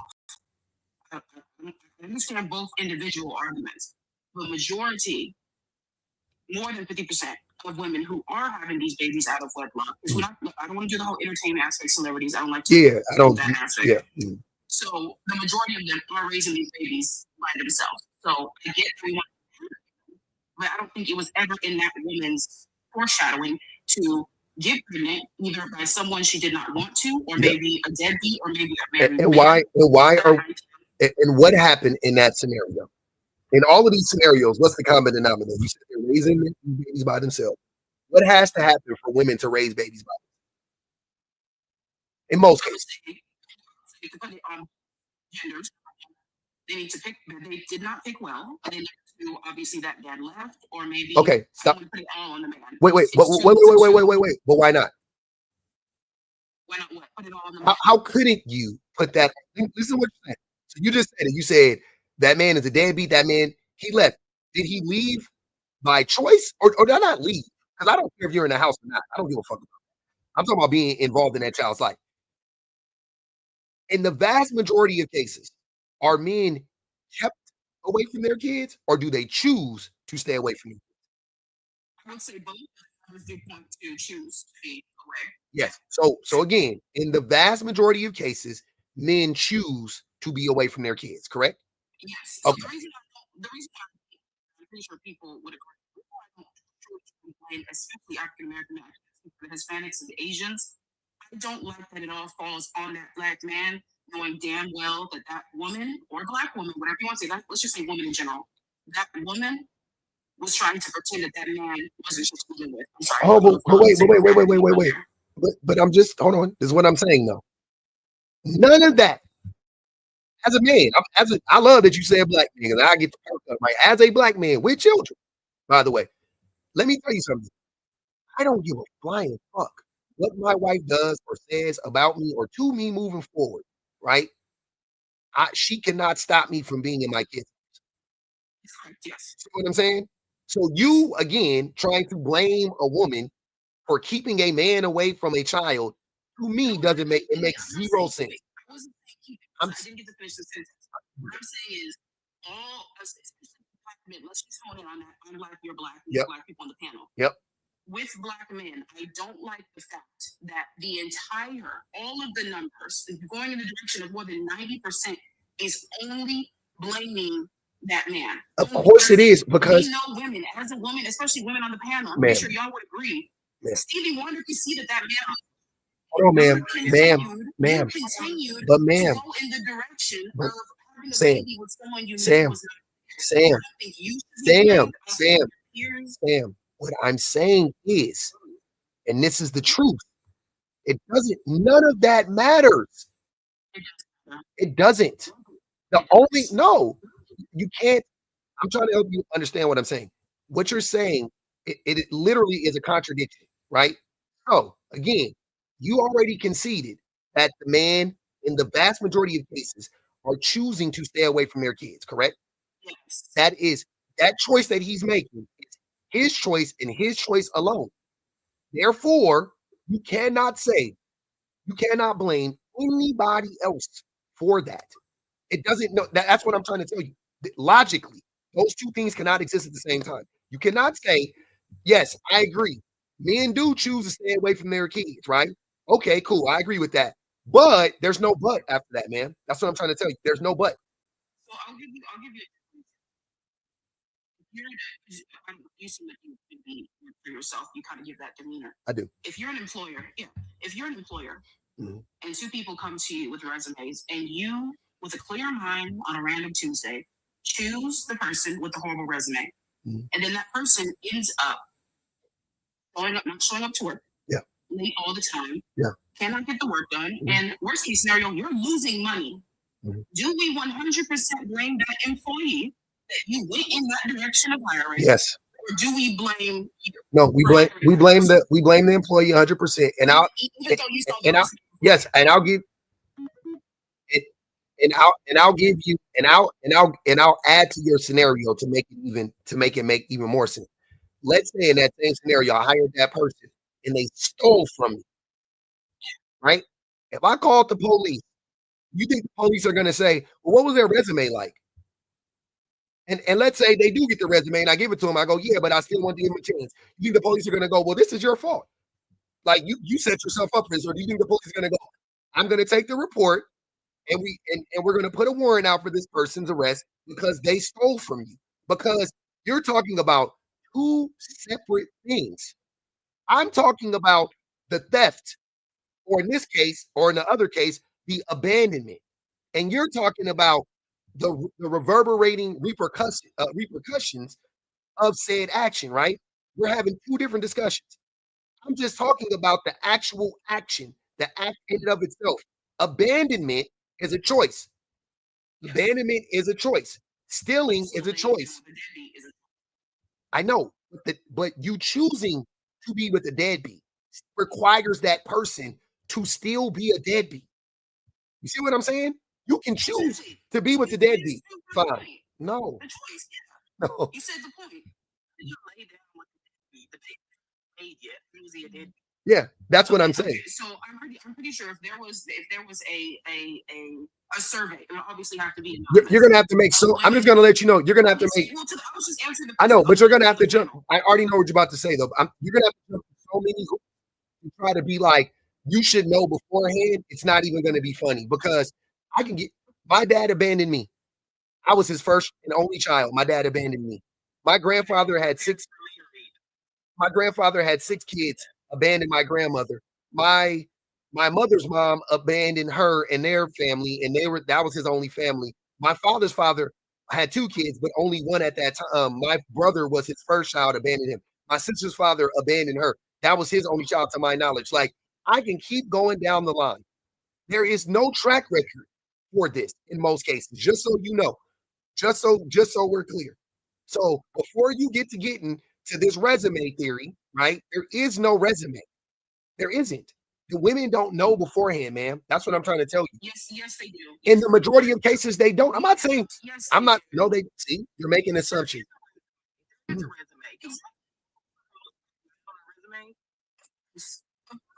So what are you talking about? Even if there is a resume, who's telling 100% truth on their resume?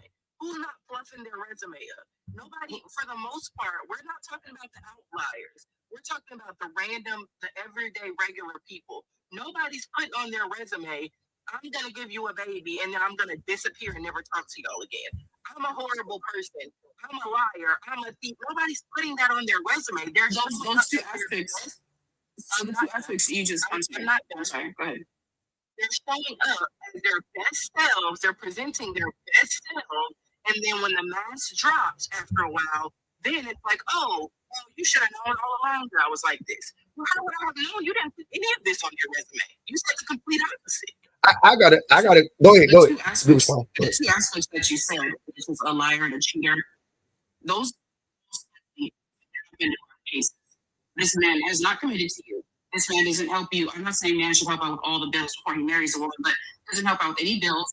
He does not call you. He does not text you. You are literally a human mattress. Where is there? What are you talking about? Why do you think? Hold on, man. Hold on. Yeah, go ahead. I understand that. You can be in a relationship with somebody. Finish.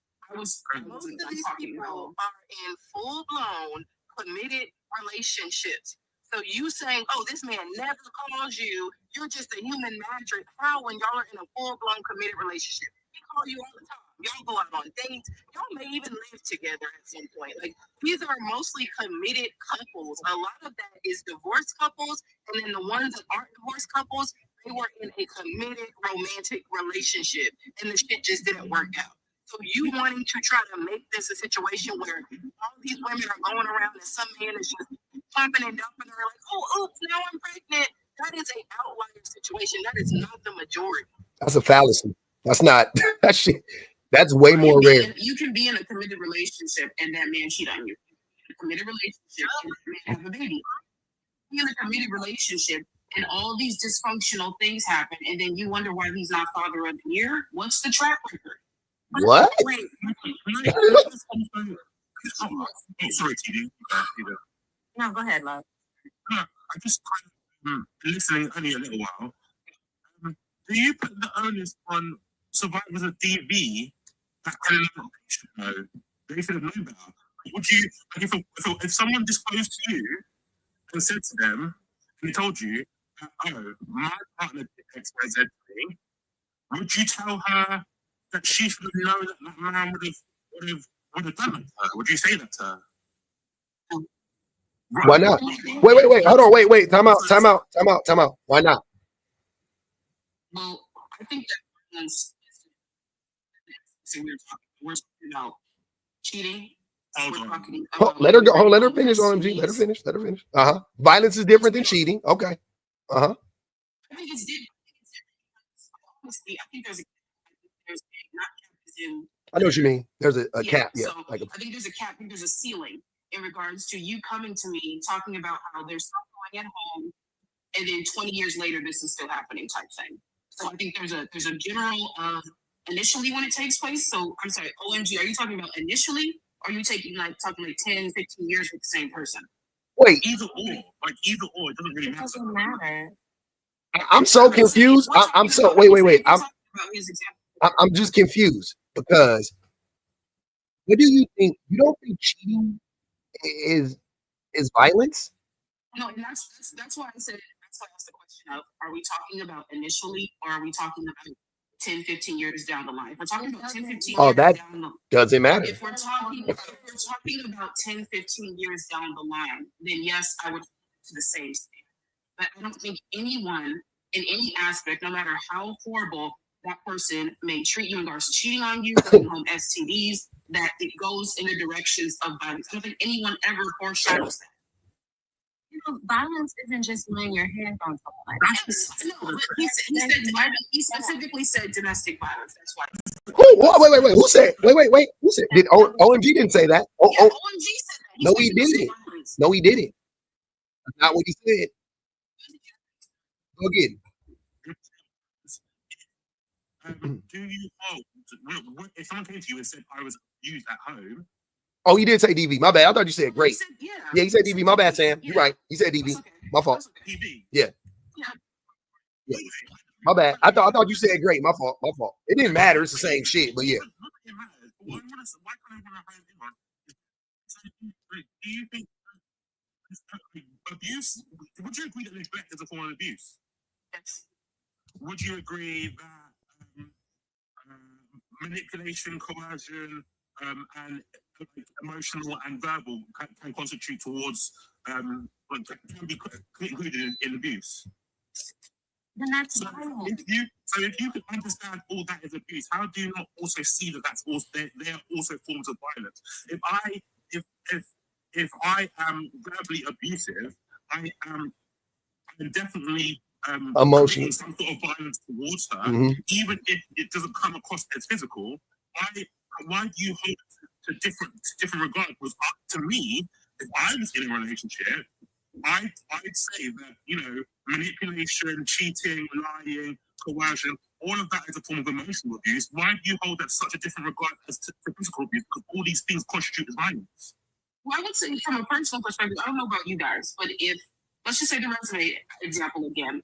If my homegirl, whoever it is, someone on social media got on here crying about the person who got her pregnant, I think we would say, well, of course, you got pregnant and left you. But I also think there would be an element of surprise of, oh, why does this person put their hands on you type thing? I think we would all be surprised. No.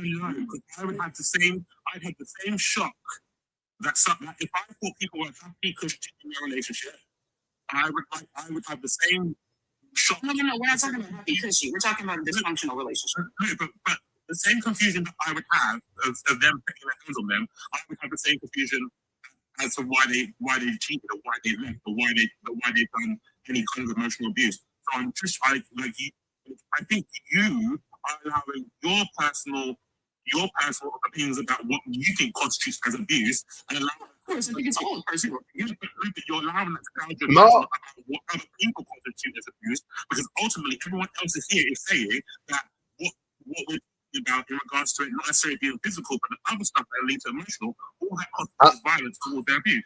Real quick, abuse is abuse. This is not what I think is abuse. I'm saying everything I'm saying, I know. This is not what I feel like is abusive. I know what abuse is. I know, you know what I'm saying? Like, I know, yelling at a person is abusive. I know that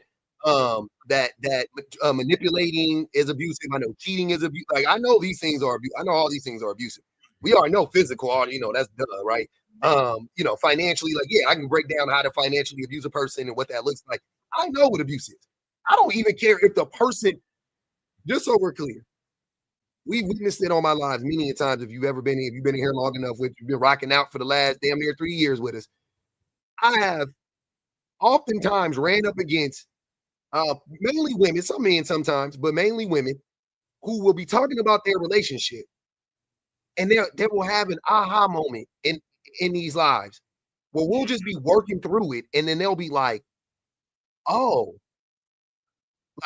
damn, I didn't even know that, that. Oh, damn, that's happening to me right now. Women in the chat will tell you. Women in the chat will be going through and they'll be like, I didn't even know until I came in here that or I didn't even know until I saw, Burb's video, I saw YB Edit's video, or you know what I'm saying, or Sovereign Woman's video, or Shan video. They'll reference whatever, but a lot of people just don't know that they are being abused. It doesn't mean that they're not being abused, though. You see what I'm saying? So it's not like an opinion. It's just like you either know or you don't. That's what it is. We all said that these things are part of abuse, but the reason why I didn't like DB is man said manipulation, verbal abuse. Those are even leaving you with your baby.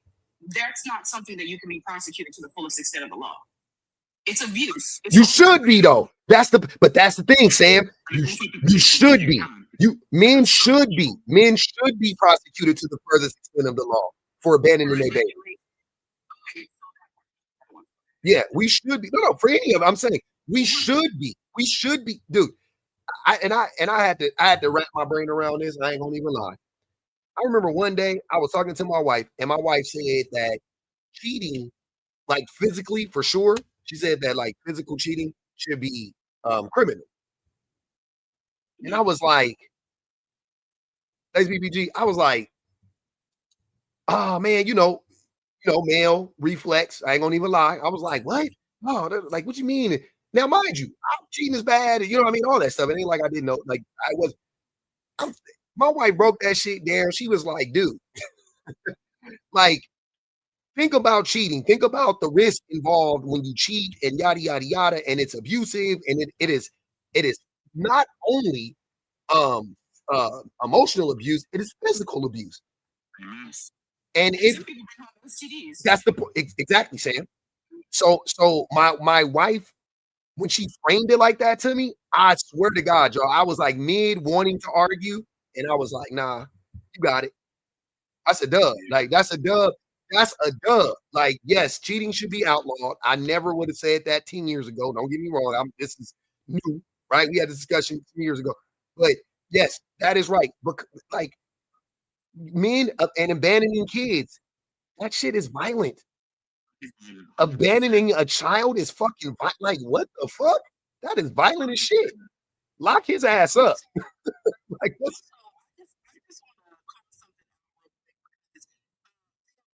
you feel like a lot of these men shouldn't get, all of the blame or whatever them, you feel for them because they didn't have fathers, and so they're trying to do something that they never seen. But you don't seem to have any compassion for those little girls. That's not what I said. Yeah, that is what you said. You said that they are trying to. They've never.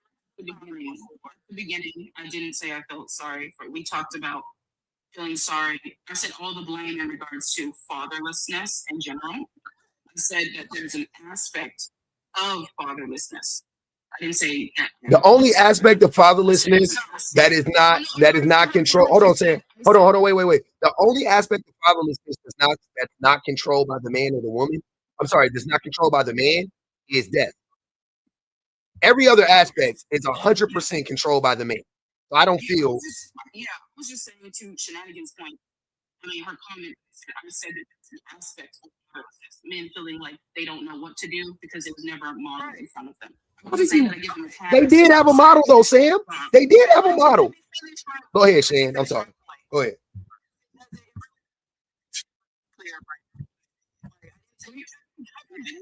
Yes, she's been here. Yes, literally on the panel with you since the beginning.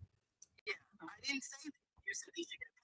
I said you said you felt for them because they were trying to fill shoes that they've never seen or do a job that they don't know your exact wording, but that was the gist of what you said. But you don't have the same compassion for the little girls who also grew up without a father. So you're talking about how they chose bad or they picked bad. How are they supposed to know what a good man looks like? If you feel bad for the man because he's trying to fill shoes that he's never been able to see, why don't you also feel bad for the little girl who's trying to pick a man she's never been able to see? So I think the host, what were you getting ready to say? The host, he said there was an example. You said no, you can answer her question. I wrote it down. I'll get it, but I want you to answer her question. So I kind of thought, and you can correct me if I'm wrong. I kind of thought and I'm pretty sure her mother, her sisters, her siblings, her aunts can say that was a bad example. Of course, there's a psychological aspect, there's therapy, there's healing, but any psychologist, not me. Wait, are you saying that the mom making the bad decision is the example because she's the negative, like that, you know what I mean? I know I'm saying the young girl observing the actions of the mother, right? Is that what you're saying? You know, the young girl's supposed to grow up to pick a good man. Oh, without a father. I got it. Okay, I missed that part. Okay, go ahead. Yeah, so that part. So yeah, gotcha. Exactly. So I'm pretty sure amongst her as an individual, her siblings, her family, society, her friends, that no, that was not a good example. But psychologically, if there's no healing, if there's no therapy, if there's no coming to the conclusion that I don't want to marry a man like my father, ultimately that's what's going to be repeated. But there's no father to say like my father. There's no father. She has nothing. It's a blank slate. She has no. So what I'm saying is it's not. No, it's not necessarily. So no, I don't think it's a blank slate for nope. either of them. No. I disagree with that, Shan. I agree with the first part. I think it's a blank slate for the girl, right? She doesn't know what her father. You know what I mean? She has no idea what that man looks like or whatever, or what he, his character is, right? To choose. Okay, cool. But when you try to flip it around for boys, I don't agree because. So I was saying the mothers are the model for the boys. You were saying that the men grow up and they don't have a father, so therefore they don't know how to be a father, essentially, right?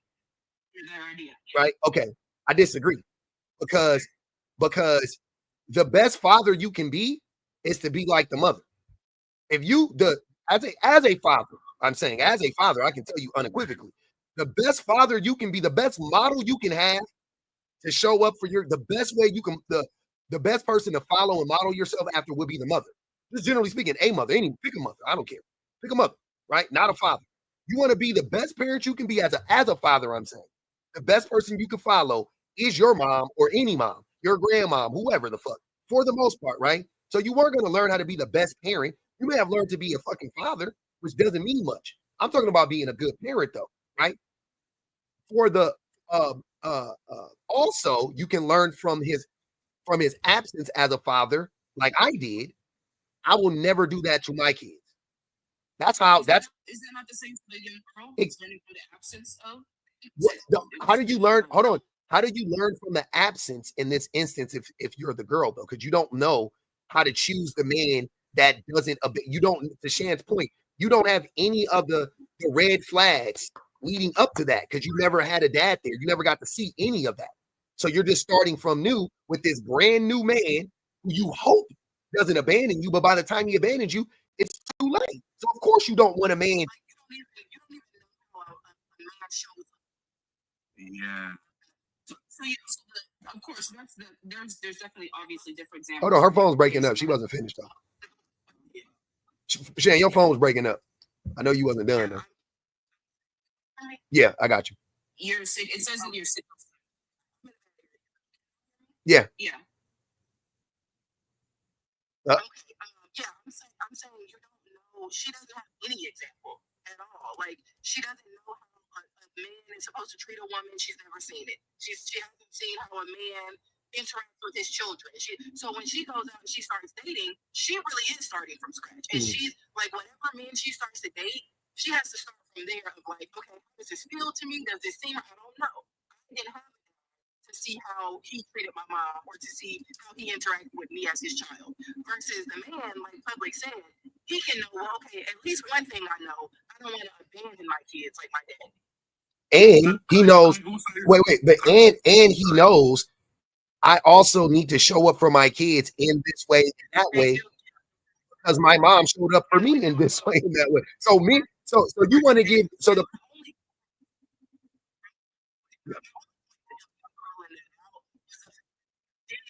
give some sort of grace and understanding for the man not being a father because he did have a father to look up to. Yeah. But you really don't have any of that for the girl choosing a man when she didn't have any role model to show her what a man should look like. I could even initially when you heard me say that, I was just answering the initial prompt. And I could even take that aspects. I was talking about men. And I can even take that a step further because not only is that the case, again, because we're comparing apples to oranges here, to be honest with you. But in this case, you also have to deal with the element of deception from the men that the women are dealing with.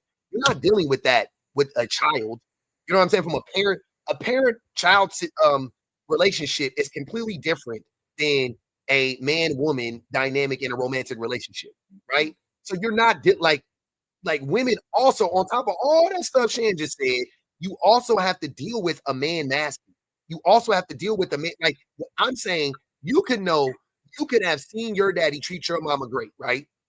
A man could come in your life and mimic all the green flags of your father and whole time be a goddamn Sour Patch Kid, right? Like be sour and sweet, right? Like where you like, oh, he's so, or whatever. Like the whole fucking time you could think that this man is the man of your dreams, and then you can get pregnant and then he started knocking your head between the washer and dryer, which happens all the fucking time. Which one do you think happens more? Someone pretending to be the good guy? Yes. And then turning out to Yes. be the bad guy? Yes. Do you think Yes. there was an extensive amount of things that took no. before that? The first one. The first one. All the time. The first one all the time. Yeah.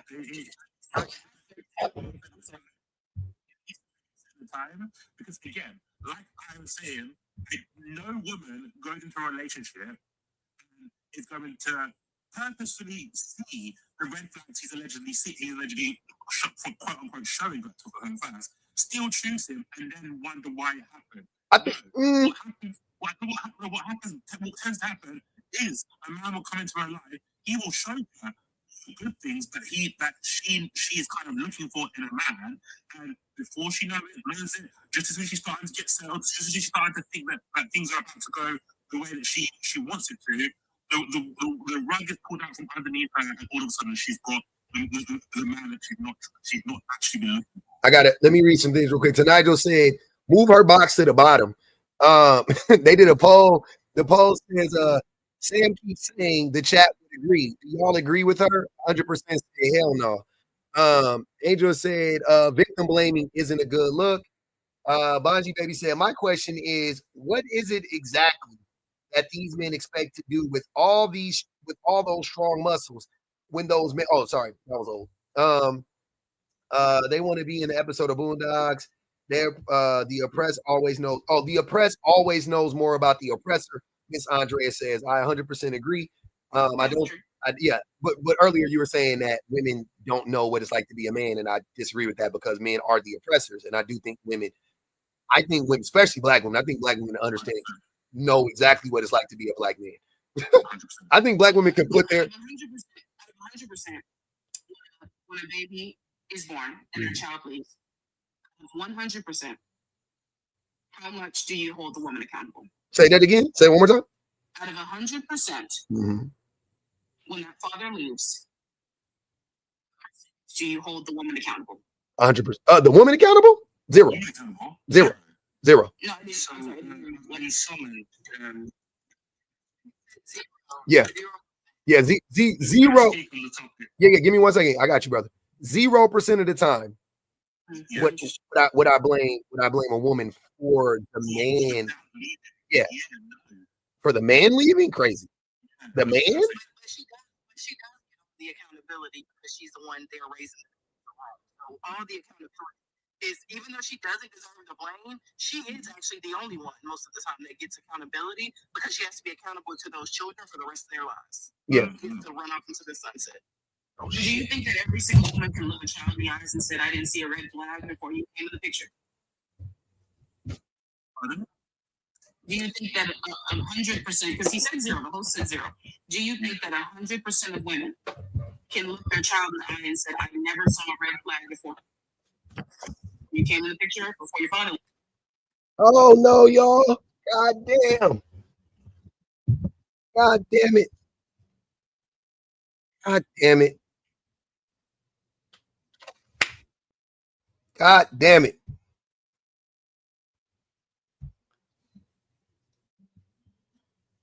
Goodness gracious. I was running, y'all. I swear to God, I was running to put the charger in. You missed it by that much. Y'all warned me. I wasn't reading. My bad. I was enthralled. Oh my God. My bad, y'all. My bad. Damn. Damn it. I ran. I was like, I saw it glitching. I was like, oh shit. Jumped up real quick. Nope. Shit said, you gotta be quicker than that. Oh, I couldn't read. I wasn't reading. They warned me 30 minutes ago. Oh my God. If it end my live again, I'm gonna be pissed the fuck off. Y'all better not end my fucking live like y'all did last. Hurry up, charger.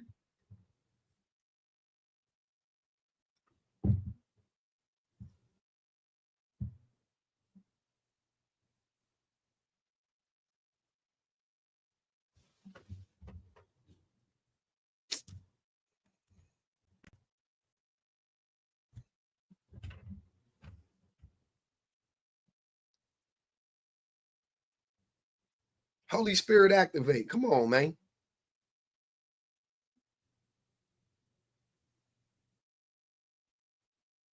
She's still in there blaming everybody else. Okay.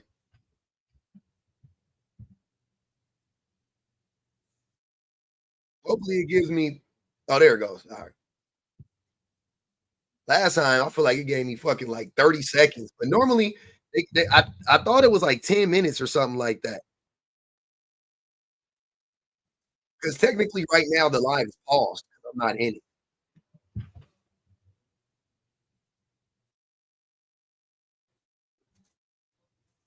Even though people can still talk, but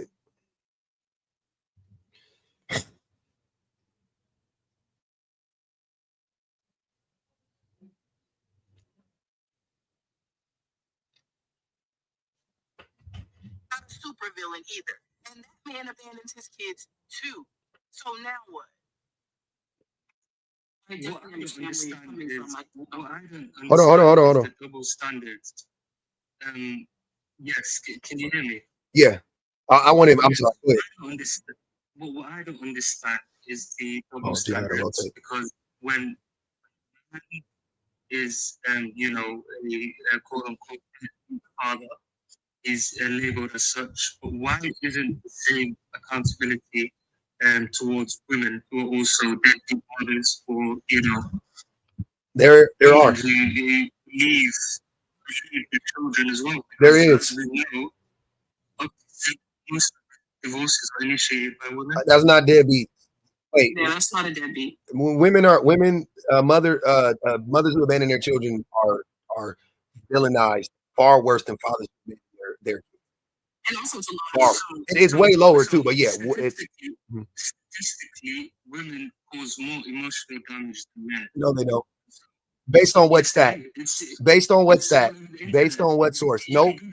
I know. I've Googled it before. It's not true. So where did you see it at? I've looked it up. It's objective research. Based on who did the research, sir? Objective. Yeah. Objective. Who did it? Statistically, what stats? What stats? What stats? You say what institution? Or yeah. What's that? Where did you get this from? It's not. Hold on. Hold on, Marco. It's not. Stop saying that. If you saw, hold on. It's not. Yeah. Name one source though that would say this. Name one source. Yes, I've looked. Okay, stand for what? Stand for research. Google. Yep. Which gender causes more emotional damage, and women come up. It's not even a matter of dispute. It's not even a matter of. Somebody said name their names or keep it on the playground. Y'all are hilarious. And so, men cause more physical damage, but women are known to be more sadistic. And, what? Hold on, Sam. This is just a fact, because women, their perceived physical inferiority, their perceived physical weakness in comparison to men. They compensate that for, more. Because it's known that a woman, usually does more emotional damage, reputational damage, and one can even argue that emotional damage can be a lot worse than physical damage as well. Okay, so I have a study here right now. Done. It's on the NIH website. PNC Fund Man Central. Shout out to Teresa. She reminded me. She always got to remind me of this study. I got it favored it because every single time men come up here, they say the same stupid thing. And I go, where did you guys hear that from? And they go, oh, it's everywhere. And I go, okay, well, let's look it up. So let's look it up because according to this study, no, I don't want to hear it. You had your opportunity to tell me whatever you want to tell me. I looked it up. Your shit doesn't exist. Let's get to the real numbers, right? You're gonna look like a fool. I am. Okay. Hey, bro, I don't understand. I want to say something. No, go ahead, Stacy. Let him go. Go ahead, Stacy. I was, but I want to hear because he been waiting and I ain't spoken. Go ahead, Stacy. I ain't. Go ahead. You good?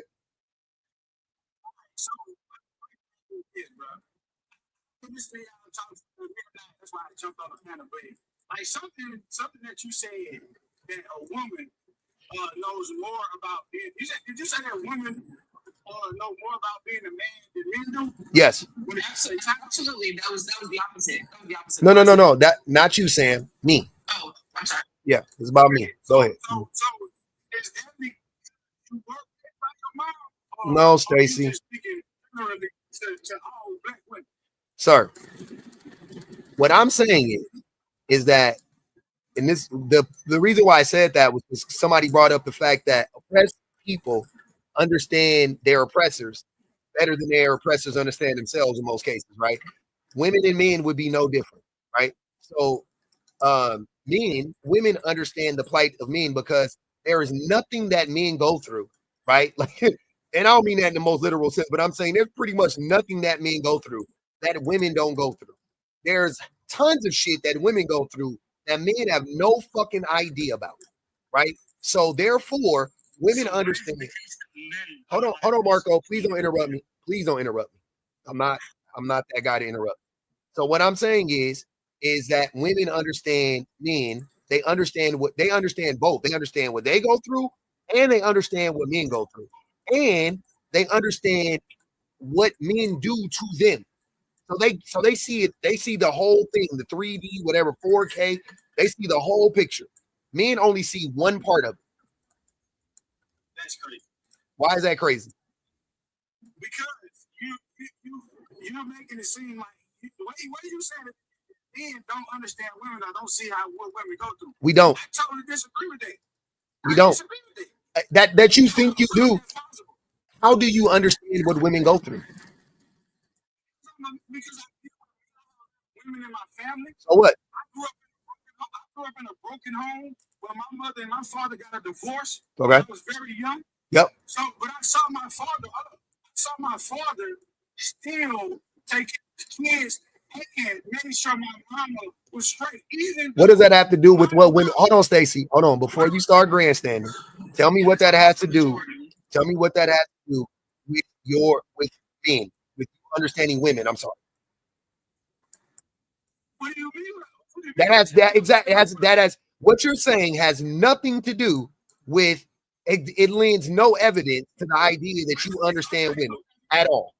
Let me say this. So what do women? Hold on, why are you asking me? Hold on, wait. Hold on, Stacy. You asked me a question, I answered it. Then I asked you a question, and now you're asking me another question. You said what I said was crazy, and I said, okay, basically this is your chance to prove that what I said is crazy. And now you want to ask me more questions? Don't do that. Answer my question. I think that men go through the same stuff we go through. We do. This ain't no one-sided thing. So the stuff that women. The only difference is women on. Hold on, Macro. Don't interrupt. Go ahead, Stacy. Men go through the same. Men got stuff that women don't understand, just like women go through things. What? And men don't understand. Just say it. You got it. Y'all can't be vague with me, man. You have to tell me the thing. I wasn't vague.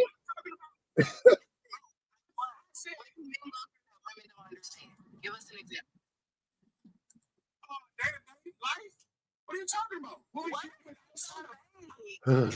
Men are human too.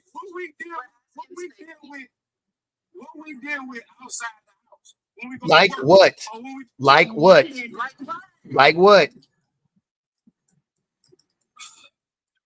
You can't even communicate what you go through. Yeah. Men go through depression. Women go through depression. Macro, shut up, bro. You're not helping them. Wait. We go through depression. We do depression. Stacy, don't listen to him. He's not helping you. He dumb. Hold on. Wait. Name the. Hold on. I'm gonna tell him he is dumb. Hold on. Wait, Stacy. Stacy. He is dumb. He's literally just saying dumb shit. What are you talking about? I know he's dumb. I've listened to what he's saying. He doesn't know what he's talking about. So hold on.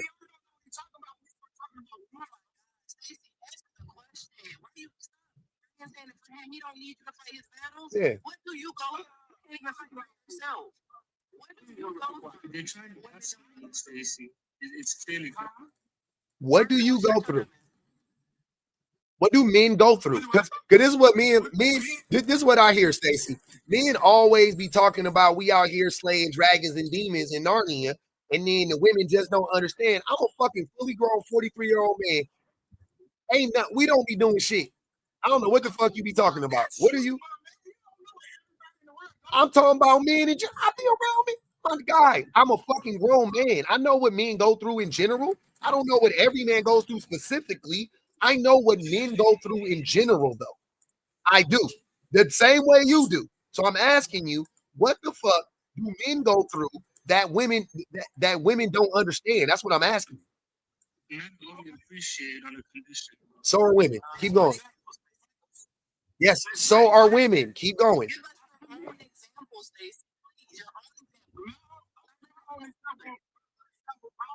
For me is working a job that takes me as a home, but being away from my children.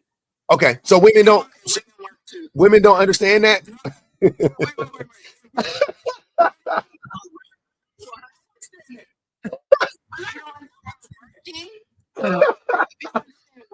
and being away from Hey, and you know what? Hold on. And you know what's crazy about that? You know what's funny about that? Because when I said black women specifically, right, there was a reason why I said that. Because black women are more gainfully employed than black men.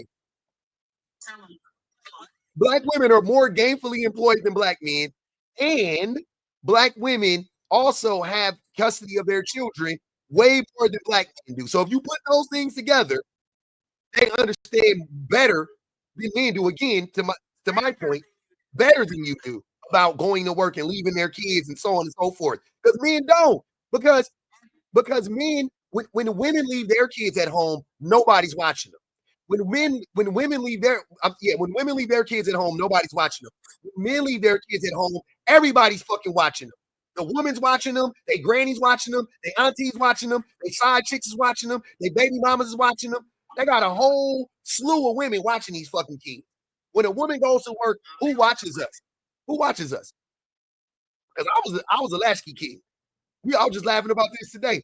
Because we in Cali. Cali niggas love fades. And I was laughing because I was talking about how many fades I got into as a kid because wasn't nobody watching us. We fought every day, bro. We did and that was just the fun part. Like I can name the fun part. Fighting was fun. Throwing rocks at cars, busting windows, stealing stuff out of people's. Dude, you had an unlocked car. We was walking up, stealing shit out your car.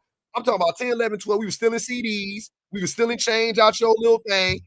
We was going to the liquor store, buying gum, buying Bazooka Joe packs and shit. You know what I'm saying? Like, nigga, nobody was there, bro. Nobody was with us for hours. For hours. If my daddy raised me, I promise you, my granny would have been there. My auntie would have watched me. He would have had a new girlfriend to watch me. Like, I would have been well taken care of. But my mama, nobody fucking showed up. Nobody showed up for her. So I don't want to hear, oh, well, men got to go to work every day, and women don't understand. They do. They understand better than we do. That was a good try. Try again. Marco said what? The mamas that are going, without being forced into with their own, adult decisions, going into these relationships with these.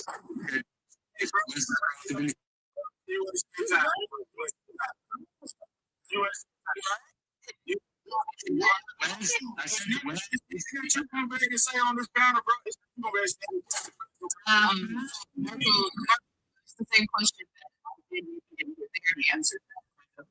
Yeah, and also Stacy. Hold on, Stacy.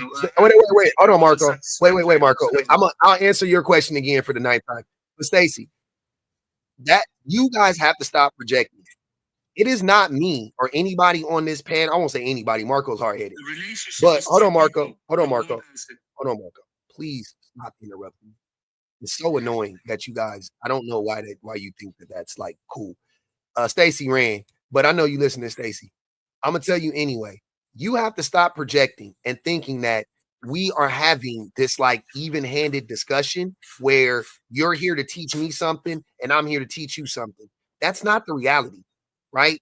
Like I am listening to everything you guys are saying. Don't get me wrong, but I'm just saying that when you say stuff, when you guys come from this position of like just arguing to argue, like Marco is doing, there is nothing for me to learn from that. Like, you know what I mean? Because it's not from a genuine place. It is not from a place of education. It's from a place of derailment and distraction, right? That's all you guys want to do. Marco doesn't have a real point. He's not really saying anything. He's just saying whatever feels. That's what you're exactly. You're trying to gaslight. Exactly. You're trying to gaslight. Exactly. Yeah. Yeah. No, that's projection. That's projection. Play victim. They don't take accountability. That's you. They gaslight. That's you. That's you. No, you would have to prove it. You can say that about me, but you would have to prove it. I can prove to you that what you're saying is bullshit. I didn't gaslight. Okay. Remember earlier, because I ain't forgot, because I still got to pull it up, when you said that women are responsible for the majority or more emotional than men. Remember when you said that? And I asked you to provide us a study, and you just said Stanford because that was the first college that popped in your brain in America, right? And I looked it up, but I have a real study now. So now we're going to go through it real quick because what you said is pure bullshit, right? And I knew it when you said it. they can research it for themselves. Yeah, I'm researching it. I researched it. Some of us have, and I've done this on this live because so many men like you like to lie and say that same stupid thing, right? So, first and foremost, you see me cuss. hold on, wait. I don't give a fuck. I've been cursing this whole time. It's nothing new. It's not you, brother. First and foremost, I want to establish that physical abuse is also emotional abuse. First and foremost, right? So that's off the rip. We already know men corner that market, right? But even emotional abuse, right? So you create that definition. Huh? Is that your definition or universal?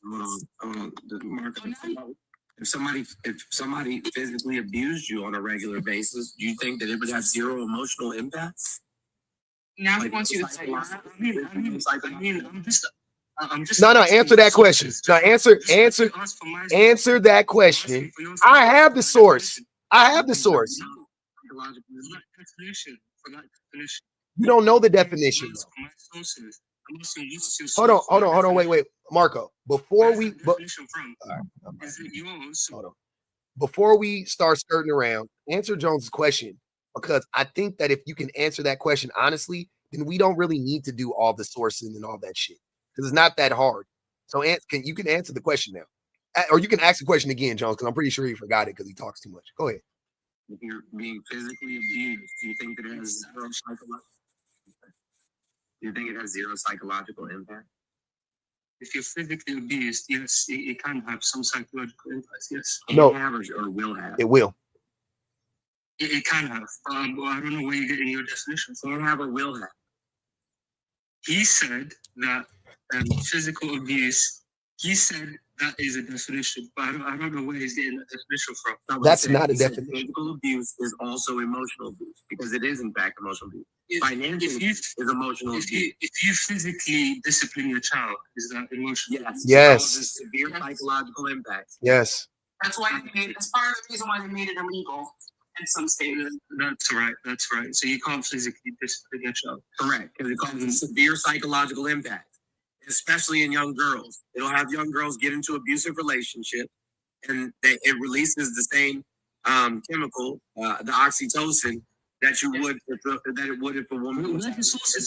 Since you like no, hold on, wait, Marco. I'd be more than happy to provide them. I know, Jones, you will. Marco, you haven't cited one source. Look at BPG now to cut her camera on. Now I know you in. Now you know you in trouble. You know you in trouble. Hey, BPG now cut her camera on. Hold on now. You know you in trouble.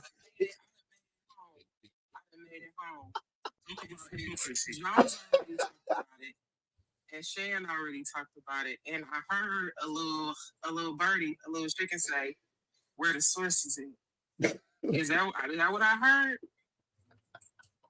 Which one you want to source for? I'm not getting it. Which one you want to source for? You want to talk about these kids, or you want to talk about these women?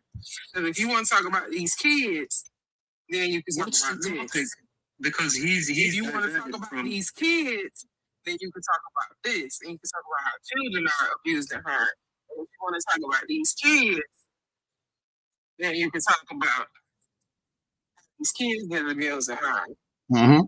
If you want to talk about these kids, that's if you want to talk about these kids. Now, if you want to talk about these women, then start talking about. Let's talk about the women, because women are abused. So let's talk about how men are abused also. Nah, get the fuck out of here. Hey.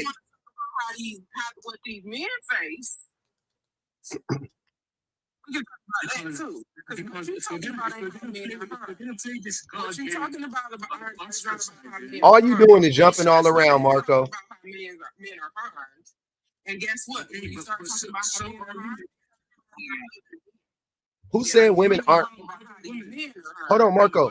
Who said? Does anybody up here think that women can't harm men? Just think. Nobody thinks that, Marco. We all know that women can harm men. I haven't denied the same. You have been saying the opposite of the truth, because you keep saying stupid shit like, "Oh, women." I'm not about to yell over you. I want Virtue to go because she's been waiting patiently, and then BBG you can respond to. Go ahead, Virtue. What up? I just wanted to add earlier to his question about the red flag thing. Mm-hmm. You guys still don't understand that women are conditioned to be colorblind, right? Yeah. Literally. Mm-hmm. Right? The man controlling us would be indication of a red flag. Usually, some behavior is a gateway to abuse later on. But what are we taught, right? A man is a little bit controlling, a little bit jealous. What does he do? He loves us. It's because he cares. So a woman. You're not interested in you know, right? So women are conditioned not to see these red flags until it's too late. And even then, when it's too late, by that time, usually when he cheats, or at least he doesn't put his hands on you, you should stay with him, right? When he puts his hands on you, or at least he didn't cheat, right? So women are constantly gaslit into staying with the men and having to ignore the red flags. So, and every time I ask men for how can we see the red flags, I don't have an answer. But that's just all I wanted to add to the red flag thing real quick. Men really can't win. Because if a man cheats, it's his fault. If a woman cheats, it's also his fault. Can you please repeat to me what I just said to you? If a man does something wrong, it's his fault. If she does something wrong, it's also his fault. Can you please repeat? Can you tell me what I just said to you? I'm disengaged. We really can't win. We really can't win. What did I just say? What was my point? Good. Did you hear what she said? Did you hear what she said? Do you mind repeating what Virtue just said? Yeah, she said that, supposedly women, if they are incapable of taking personal responsibility. That's what she said. That's not what they said at all. No. What did she say then? Wow. So what Virtue said is that You know, spokesman. no, I actually listened. He's a spokesman. Yeah, he's a spokesperson right now because y'all just don't know how to say women. So Can she not speak for herself? go ahead, Jones. Can she not speak for herself? I believe you can, but you didn't listen. Mr. Jones gonna break it down for you. So you need to break it down for me when I'm more intelligent than him. We don't know about that one. That's right. You stand up for yourself, Marco. Right. Smart guy. That's funny. Whatever. It makes you feel good, I guess. Mm-hmm. So anywho, what they said is that when you're asking women, you know what I'm saying, to be aware of the red flags. Sam, you can't gaslight me, Sam, because go ahead. You're talking about the majority. We talk about the majority. Know what that is. Your EQ is probably like dumpster juice level. Go ahead. You have no emotional regulation. Everybody else has remained muted the entire time that people are speaking. You're the only person that can't seem to do that. Bro, It's not a sign of intelligence. Whoa. It's a sign of weakness. I do too. So that's not an excuse. I've got ADHD, so we're not intelligent. Many of us. So do I. 1, 2, 3, 4. All of us do. Now shut the hell up. Hey, Mr. Jones, Jesus Christ. I'm actually diagnosed. Name Mr. Jones. Jesus. Oof.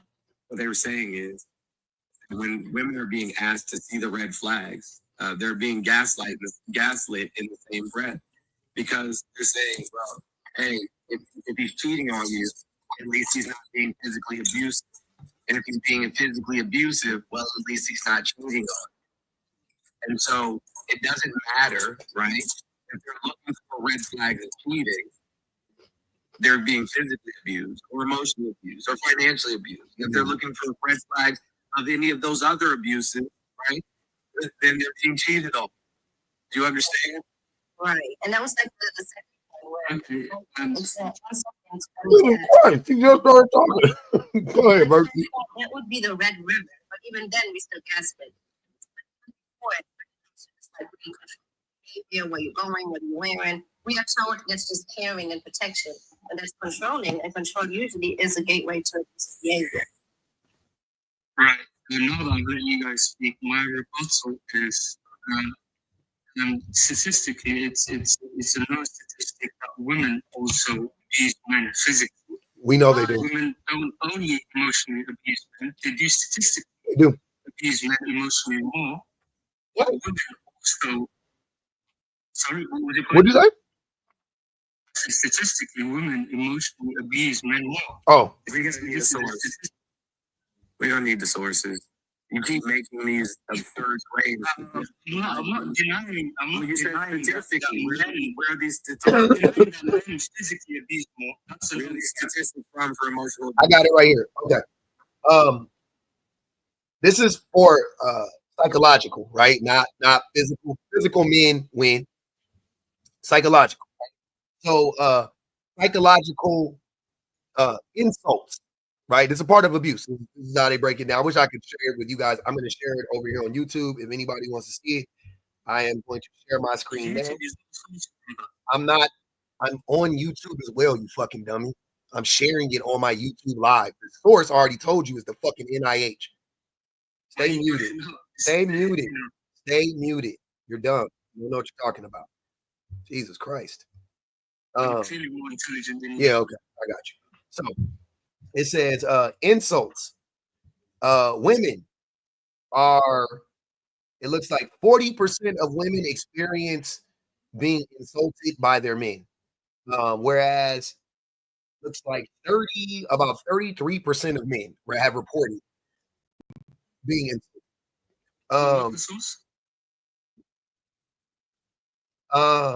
You do know in academic, Shut up. God damn. I already cited the source twice for you. Twice. I already did it. Humiliate. Right? Men are 18% of men were said that, and it's not even 18, but I'm just giving the overall number. They haven't even broken down by like the frequency that it happens, right? So it looks like about what does that look like? 20 to about 20% of women, of the 40% of women, reported that it happens often, like many times that they get insulted. Whereas for men, it looks like it was closer to, I don't know, 13% of menish reported that. Okay, we're moving on. So I'm just giving you the overall numbers though. Again, humiliate. About 28% of women report being humiliated by their partner. I'm sorry. Yeah, 28%. And then for men, 18%. By 18% of men. Scared, right? Because that's a part of abuse. Scaring your partner. Lower than 5% for men. 25% for women. Threatening. Less than 5% for men. 25% for women. Destroying. So I'm guessing like property and whatnot. 18% for men, 25% for women. Control. This is the first thing where women, it's reported that women do this more than men. Try to control them through their friends. It says friends. So I'm guessing it's like trying to control who their friends are. It looks like about 25. Shut the fuck up. Jesus Christ. 26% of men reported that, 25% of women reported that. So it's close, but like isolation. Yeah. No, I won't say isolation, but just trying to control who they're friends with and whatnot. No rats is always trying to get like you said, you need to hang out with hood rats. I'm like, why not? I like to do hood rat shit. But Jones, that's what I was about to say. My wife often is talking about like my friend. Like I don't ever talk about her friends because I won't say ever, but I don't try to control who she hangs around, right? Whereas with me, I think it's different because I'm an idiot. So she's like, I don't need you around other idiots. You're gonna do shit that idiots do, right? So I think that's what it is for me. Funny, but like I don't hang out with hood rats. No, I know. Yeah, I do though. That's what I'm saying. A lot of my friends are actually hood rats, and I like to do hood rat shit with my friends. So she be like, "You can't be around them hood rat ass niggas." So yeah, I ain't gonna even hold her. She right. When it talks about family, same thing. 6% of men reported this, 10% of men reported this. Location. So, you know, this is body control. So where are you? Checking on you at all times, right? 23% of women. I'm sorry, that's 15. I'm sorry, that's 15. So 13% of women and looks like 18% of men. Sorry, 13% of men and 18% of women. Healthcare is, yeah, I mean, just controlling it. I mean, anyways, we go down the line. All of these metrics moving on. There's only four. Healthcare, there's pressured work, childcare, quit job, taking earnings and expenses. All of these except for pressured work. Women also pressure men to work more, I guess. And it is roughly 1% versus 2% for men and women. So neither really are pressuring each other to work. But nonetheless, men are more emotionally abusive than women, and they're more physically abusive than women. And also, like I already stated earlier, physical abuse is also emotional abuse. So men are way more abusive than women in every single capacity, right? So let's get back to the point. Yeah. So let's get. Yeah. Go ahead, Virtue. Go ahead, Virtue. Yeah, go ahead, Virtue. 1 second, Michael. Yeah. Root of the abuse, I'm not saying all the time. Obviously, just do it just to do it. However, usually, like Sam said, it comes from CPTSD/PTSD, right? Mm. When women get controlling and stuff, it's usually because they're scared to lose the man, they're scared of what you're doing. They can give stuff that they cannot conclude that you're doing for her in the relationship, right? It's usually the case. But men are just controlling and abusive because they want to like the power. And they feel like they can do it for women because that's as well. Right. So my source is the national. So I've listened to the host. Source. My source is the National Institute of Health, the gold standard for research. Yeah, that's where I got mine from. And this one's great. Why are you cutting me? You know, I can cut you off. Hold on, wait. First of all, I'm the host. I don't give a fuck. I can cut you off. Secondly, that's where I got my sources. That's where my sources from the NIH as well. Just so we're clear. And just so you know, there are studies on the NIH that have been debunked by other studies on the NIH. They still keep up the study that's been debunked. Yeah. Yeah, motherfucker. Go ahead. So the National Institute of Health says that there is no statistical difference in physical and emotional. Yeah, that study's been debunked by the study I read. That study got debunked by the study I read. Because I already know that study, fucking dummy. Damn. Because I've seen it before. Hold on. The study you're citing was debunked by the study I just cited. That's what I'm trying to tell you. We already went through this. And you know how I know? Hold on, wait. You know how I know? Because a bunch of uneducated men come up here every day and they say the same fucking thing. That's why. Okay, go finish. Oh, no. Let him, no, Jones. Let him finish. Let him. Hold on, let him finish. Let him finish. Go ahead, brother. About being respectful. Just finish your statement, bro. Go ahead. I'm listening. Go ahead. Because bro, go finish your statement, bro. My statement is that if you look at the national. We don't care what people say. My nigga drug dealing just to get by. Hey, Trey. Hey, shout out to Trey Baylor. Trey Baylor said, "We don't care, Marco. We don't care what Marco said." Does he understand that the NIH is not doing the study? They don't do the studies. They're like Google. They're just a search engine. It's just a library. It's a library. Keep fucking studies that were done. It's an archive, bro. Like, what the hell? He kept talking about it as if they did the study.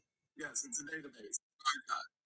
He said, it's the gold standard of what? I mean, it does have a lot of shit there. I think the gold standard, it could be the NIH or sites like that, because I would say Google, but Google is too It has an algorithm. Anything that has an algorithm is untrustworthy, right? In terms of like sociological findings or whatever, or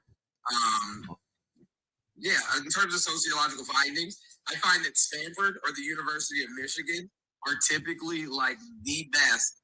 I read a good amount of studies from Michigan. Yeah, a handful for sure. Yeah, the best in terms of going into detail and getting to the bottom of why things happen within our society. I never would have thought. That's a question. Go ahead.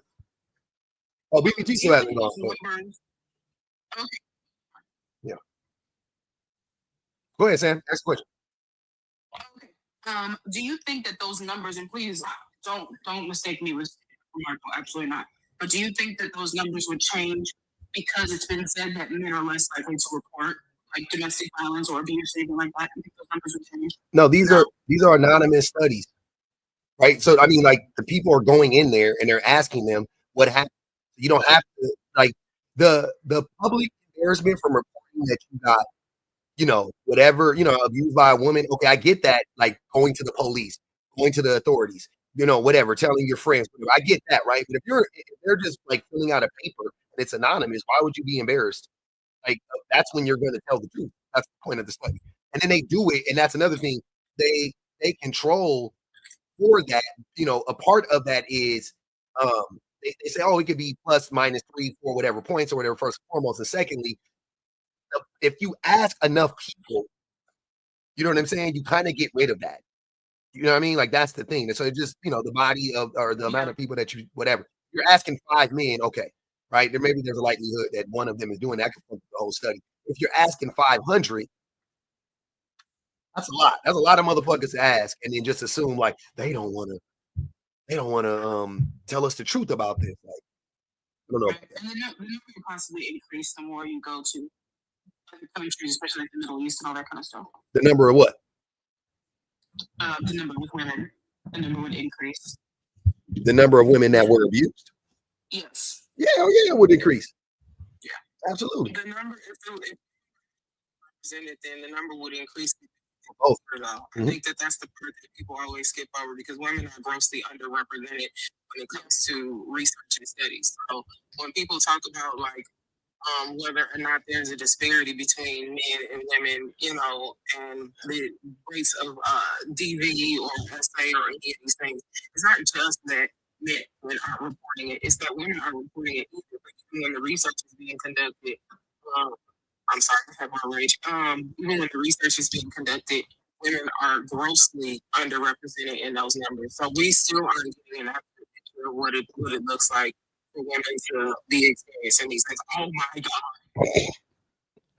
Oh my God. That's little baby Rue. What kind of road is that? Oh my God, I thought that was a gift. What? $50 out, but you take care.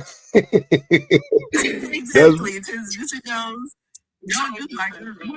Not too much. Like, look at Rue. She got a little beret in her hair and everything. Usual size. Oh, yeah. Pink on pink. Collectively say, oh, look at that little puppy. Until she throw up in your car. See, I'm projecting because when I got my puppy, when I got Teddy, he probably was about that size when I got him. That little motherfucker threw up all in the back seat because it was his first car ride. He loves it. Yeah, it's a mini golden dude. Yeah, for them joints. It was like an hour away. What'd you say, Joe? Right by the front gates of my neighborhood. Mm-hmm. Somebody put like signs on both sides of the guard tower saying they were selling golden doodles. You better go get you one. Yeah, right. Where are you at? Our would eat that joint. It will not work out well. How much did you pay for that one? I'm sorry, that might be a little bit intrusive, but they're $5 a pop where I am. For the golden doodle? Yeah. I don't know. I got a poodle. I paid about that much. Fine. Tonight I got to read these super chats. Tonight said, what lessons are different between people who raise as who were raised as girls versus boys. Ultimately, doesn't everyone need to be as good as we can to ourselves and others? And yeah, absolutely. That's what I wasn't understanding. And I just said, okay, let's say the woman knew he was trash. The baby is here now, right, Sam? Yeah. I mean, that's going back to what we were talking about earlier. Like, it just like so. Let's say the man is trash. The baby is here. So what are we talking about? Oh yeah, the baby's here. I'm never advocating for a man to leave. No, we know that. Once the baby gets here, like you just said, once the baby gets here, prayerfully you can pray to whatever God you believe in, that man will change. But ultimately, there was some behavior before the baby got here. Hopefully, he'll step up. Hopefully, he'll stop saying that. I really came up here specifically to tell you to stop saying that because that is very harmful to women. I'm crash out, but that's okay. You sound like a smart woman, so I feel like I can level with you. Rhetoric like that is harmful to women because number one, it puts women in a place where number one, we're supposed to be psychic now, right? I actually just saw an incident yesterday where the lady said that the man, her fiance, waited until she was 28 weeks pregnant. That was the first time he punched her in the face. Before that, she was a star student. Yep. 28 weeks when he knew she's out of work because she had to be on bed rest. Can't really get around good. Have you ever had kids before? I have not. Good. Okay. Have you ever been married before? I have not. Okay. So he waited until she was in her most vulnerable position to start hitting her. Most men do not show up on the first date, the first 3 months.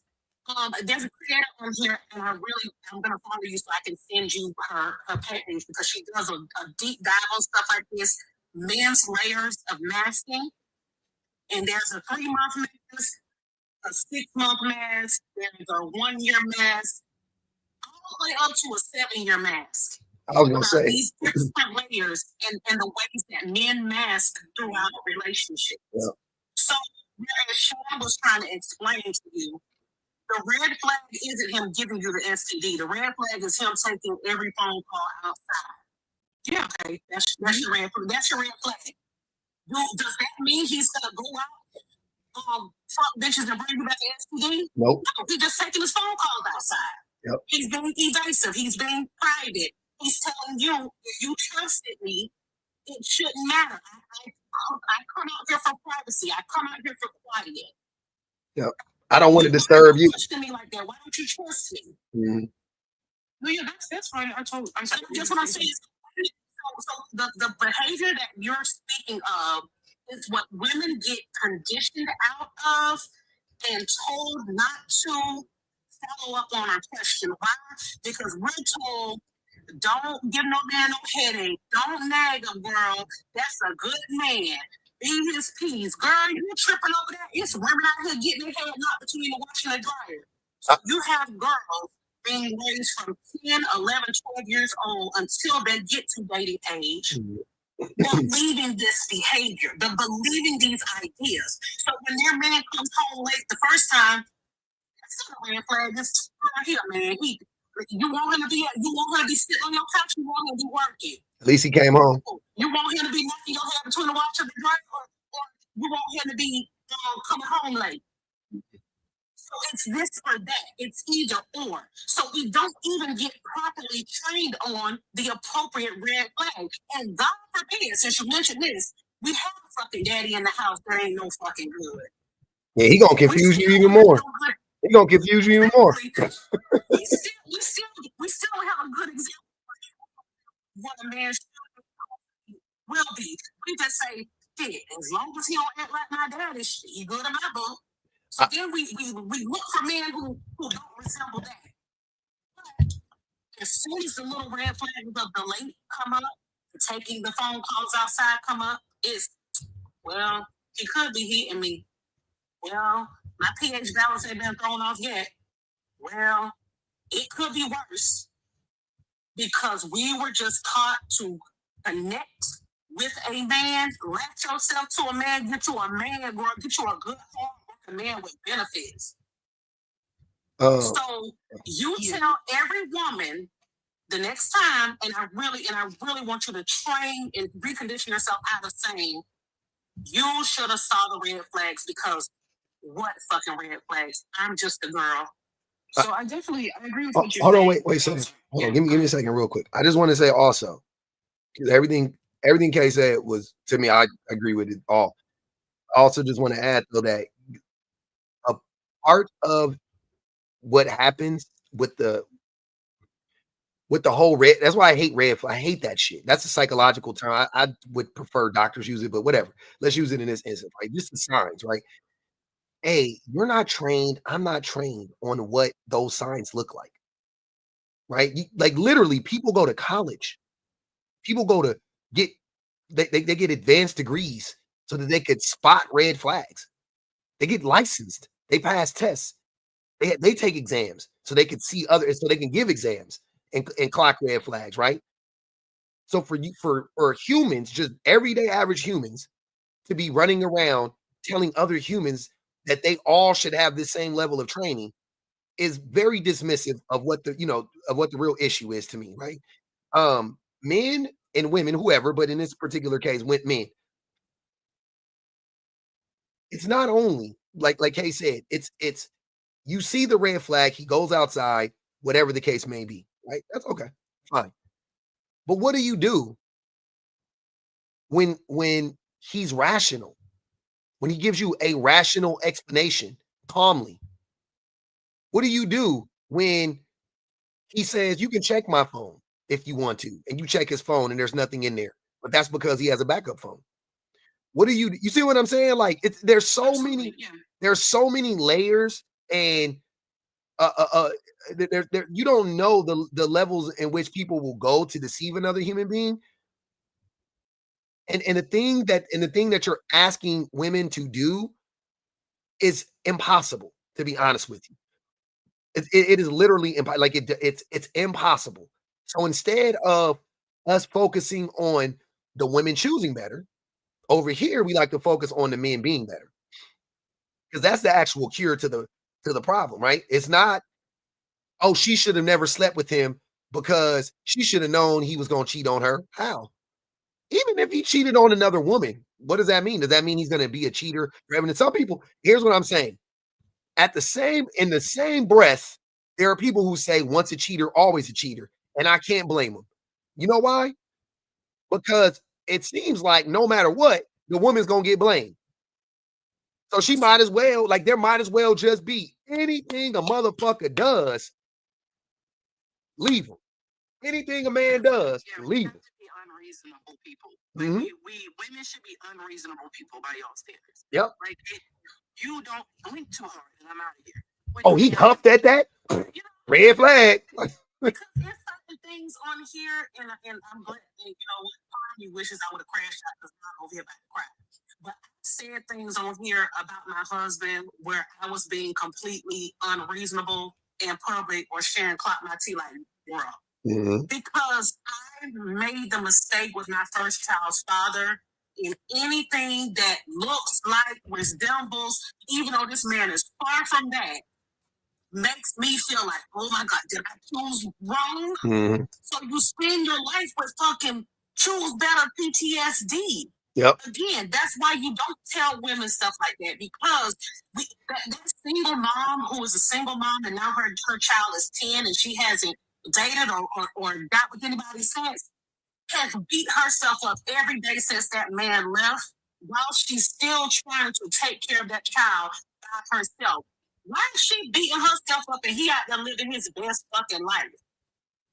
How does he get off the hook and she's done this for 10 years by herself and nobody bats an eye? But the moment she says something about it is, well, you should have known. How didn't you know? You shouldn't have known. You should have known. He looked just like your daddy. How you didn't know he was going to? What's worse is everything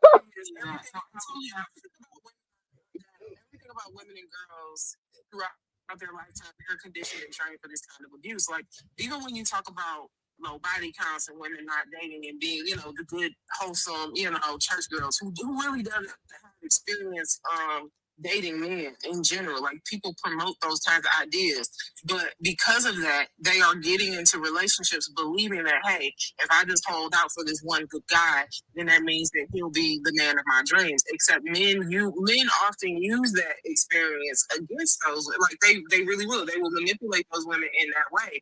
And I've talked about before how when I work with DV survivors, and they tell me their stories, a lot of them have very similar stories. They are the girls who came from, a two-parent home. Their dad was a minister, their mom was a homemaker, and then they met this guy when they went off to school. They was a good girl, and virgins when they went to college, and they did all the right things. And then they met this guy, married him because they didn't want to be the loose woman.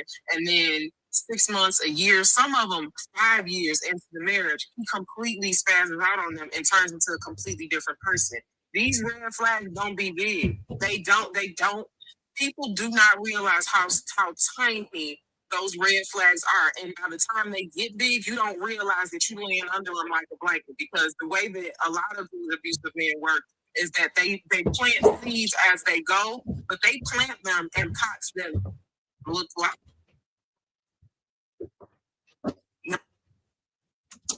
BPG, you breaking up.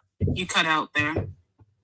No, girl, you hitting them calls. Get rest walking in the couch. She about swerving at the corner. Whoa. But to piggyback off Roxy's getting her sound back, the red flags are so subtle, and because you spend more time second guessing yourself than you do that man, because of the conditioning. So it's really not an over the night, run of the mill. Like, I waited. I was 30 years old when I had my baby. This man sat on my daddy's couch, talked to my daddy. He talked to my mom. We did the things. Then I became a single mother when my baby was 6 months old. Yes. Well, I'm telling you, there's no manual. There's no manual for this. Yeah, no, I definitely won't say that there is a manual. First and foremost, I definitely agree with what you said in regards to the conditioning. I think that's not just here in the Western world, all over the world.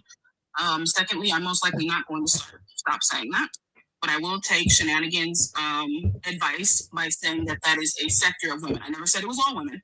I just said it's a sector of women. She reminded me of that, and I'll definitely add that to my vocabulary when I say that there are red flags beforehand. But I know that it's maybe blaming the woman, but just like the host said, I asked him, I said, out of 100%, how much do we hold women accountable? He said 0. I was not looking for 40, 50%. I was at least looking for 1 or 2%, because according to Shenanigans, if that's a sector of women, then that has to be a percentage of who we hold accountable. I'm not saying it's all women. I'm not saying he was being facetious. 100% of women who keep them children and raise them by themselves are accountable. Yeah. We didn't say for the kid. No. We didn't say for the kid. I said for that. I didn't say for the. But that is accountability, though, Sam. But that's accountability, though.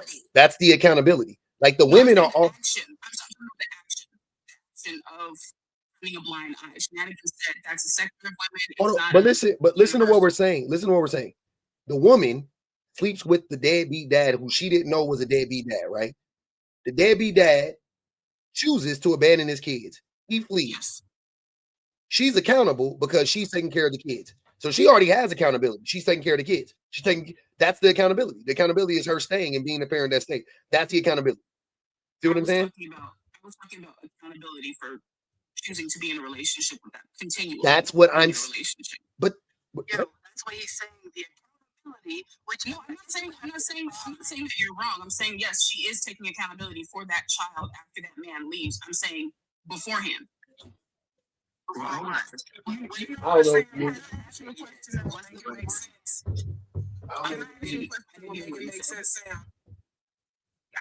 Question that makes sense. I thought Shenanigans was talking, but I'm sorry. Were you saying something, Sharon? Yeah, no, I was just asking what she said beforehand, and my question was, what's the beforehand if the abandonment hasn't happened yet? So what does she need to take accountability for before anything has even happened? Mom's a deadbeat. He ain't never even had kids. He had one deadbeat.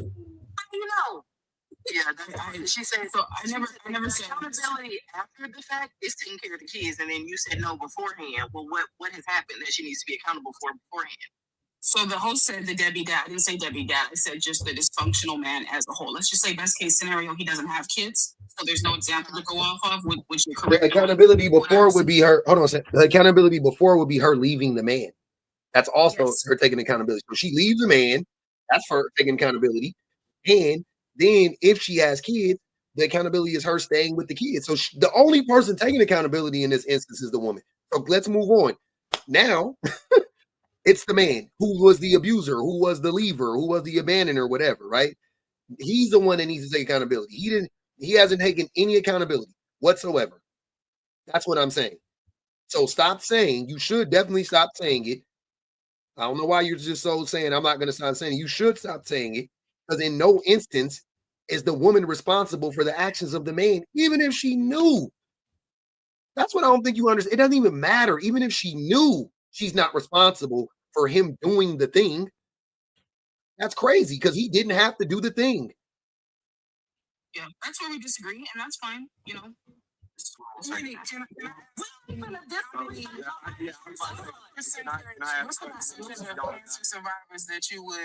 the percentage of cancer survivors that you would blame for not avoiding carcinogens? Not avoiding carcinogens. What would that percentage look like? So I would say 0, because there's a population of people who don't even know carcinogens exist. That's interesting. Ding, ding, ding, ding, ding. That's interesting. So why didn't they avoid these things? Why didn't they read labels? Why didn't they? You know what I'm saying is they don't I was trying to ask her question. Okay, I'm gonna answer her question. When I say that they didn't know they exist, then they don't know what to look for. What I'm saying is there were the red. You know what? No, the host said, not the red flags. The actions, I guess, is a better word. The actions before the procreating should have been an indication that this person may not be the best person to be the child of your father, support, or to rely on this person. That's what I was saying. But they didn't know what to look for because neither had he. I didn't hear what you said. Carcinogens. Abusive men are carcinogens. They come in all shapes, sizes, flavors. They are in healthy foods. They are in unhealthy foods. They come in all the different sizes. So when you are trying to differentiate between a man who is dangerous to you, like a carcinogen is dangerous to your body, and trying to figure out what's healthy, what's organic, because organic foods also have carcinogens in them. Yeah, that's true. It is very hard to distinguish between the veggie straw and the Cheeto puff, because they look the same. They look like something that you're choosing based on, hey, I like this snack because it's delicious and it looks good, or hey, I like this snack because it's healthy. But at the end of the day, if everybody eating them, you're still putting yourself at the same level of risk, because they actually do have the same. They have the same carcinogens in them. It's the lesser of two evils. It's kind of how people skip smoking a Newport versus smoking a vape, right? Mm-hmm. Because they think, by no means is the vape gonna do me like Newport. The vape ain't gonna do me like Newport, but I know them Newport smokers over there, they're the ones be to the cancer clinic. Meanwhile, you turning your lungs into popcorn with them vapes. And I ain't gonna even hold you. You don't know that something is deadly. Unalively dangerous until after the fact. Look at the talcum powder. Grandmas was putting it under their arms or under their breasts, in their pocketbook, and they growing, and ended up with uterine cancer. Mm-hmm. Yeah. Now fast forward, we powdering our babies down, and you go across the screen, you see, if you've been using talcum powder, mind you possibly exposing your baby girls and baby boys to the same thing, but they didn't know that was dangerous when they were in it. Yeah. I was snorting that shit when I was a baby. I used to put a little dab. I used to put a little dab of baby powder on that shit and do like that. That's what I used to see the niggas. You know what's crazy? My big girl used to put a little in your bra. Like, imagine the amount of women. Like, I never did it because I didn't like it. It was uncomfortable. I did it one time. I'm like, this is uncomfortable, big mom. She was like, baby, just keep it fresh. I'm like, that doesn't sound right. But the amount of older women who told you to put a little baby powder in your bra to make sure that you're not getting that like under boob sweat is insurmountable. And now you have a significant amount of women who are popping up with like, with breast cancers, and they trying to figure out like what kind of connection, and they still trying to figure out if there's a connection to that. But again, science can't get to the bottom of it. So you're trying to, what the real issue is that we're trying to make women seem as if they see bad men, they experience bad men, and they're just saying, oh, well, I just like to Spencer, I just like him, so I'm gonna just keep on going. And if he go upside my head, then maybe he'll only do it one time. That's not actually what's happening. There is manipulation taking place that make these men seem like they are appealing in the beginning, and it goes so long that you get to the point where now you're in a relationship, you intertwine finances, you intertwine your family, you're pregnant, you depend on this person, and by the time you recognize it, usually it's too late for you to just move on and let it go. Mm-hmm. Hey, wait. Come on. Give me a second, y'all. I need to read these super chats. I gotta read these super chats real quick. Beverly Jackson said, why are women so expected to be submissive with okay. I think that was the last one. No women in the trash to baby. Okay. Yeah, we did that one. Okay. So Beverly said, why? How did I get? Oh, they told me, what? Damn. The live got flagged. I'm about to end it. I already done got my last page, man. Now, hold on, y'all. Hold on now. This is the backup page. Yeah, I got my other one banned earlier. So Beverly said, why are women to be expected to be submissive with a singular man, but with other men at work? Why are men expected to be why are men not expected to be submissive? Why are women expected to be submissive with a singular man, but with other men at work, with kids, with her friends, she gets to be her natural self? Oh, okay, I got it. That's a good question. Golden Sun said, my ex-husband was in the lives of his son. But my daughter once we split, he hasn't seen her since she was 5. So how was I supposed to know 5 on this hoe? God damn, Golden Sun. Honey Lamore said, what color and brand on nails? What color and brand? Oh, colors or Rio. The brand is LA Girl. LA Colors. The brand is orange. I don't know. I can't do that right now. I'll give it to you later. I'm in a rush. Tonight just saying physical harm causes emotional harm. Hello. We been clocked that, idiot. Teresa said women like her are why black girls don't report. They're not safe to confide in. The number one cause of death for 15 to 18-year-old girls is femicide before we fucking know better. Damn. Portia said, drop Lady Yap Yap. Teresa said, she the black woman that invites abusers to dinner. Jesus Christ. Tonight just said, why do you disagree that a man should never abandon his child under any circumstances? And Tilly Purpose, I don't know if you disagreed to that. Did you disagree to that? I did not. Oh, okay. Why do you disagree that a man should never abandon a child under any circumstances? I think maybe it's what Shanann said in the beginning when I said about the idea of why some fathers walk away is because they didn't have one and they're kind of fearful of that, maybe that aspect. Okay. I'm not sure. And Tilly said, so when the pick-me is hit in her eye and never sees any signs, what the fuck she gonna do? Hopefully she get out of the situation. Appreciate you, Tiana TLG. Hey man, on some real shit, y'all know what it is about that time. I appreciate everybody who came up on the panel. One love, one thug. I got a dip. I got to dip. Peace to the tappers, yappers, and super chatters for real, man.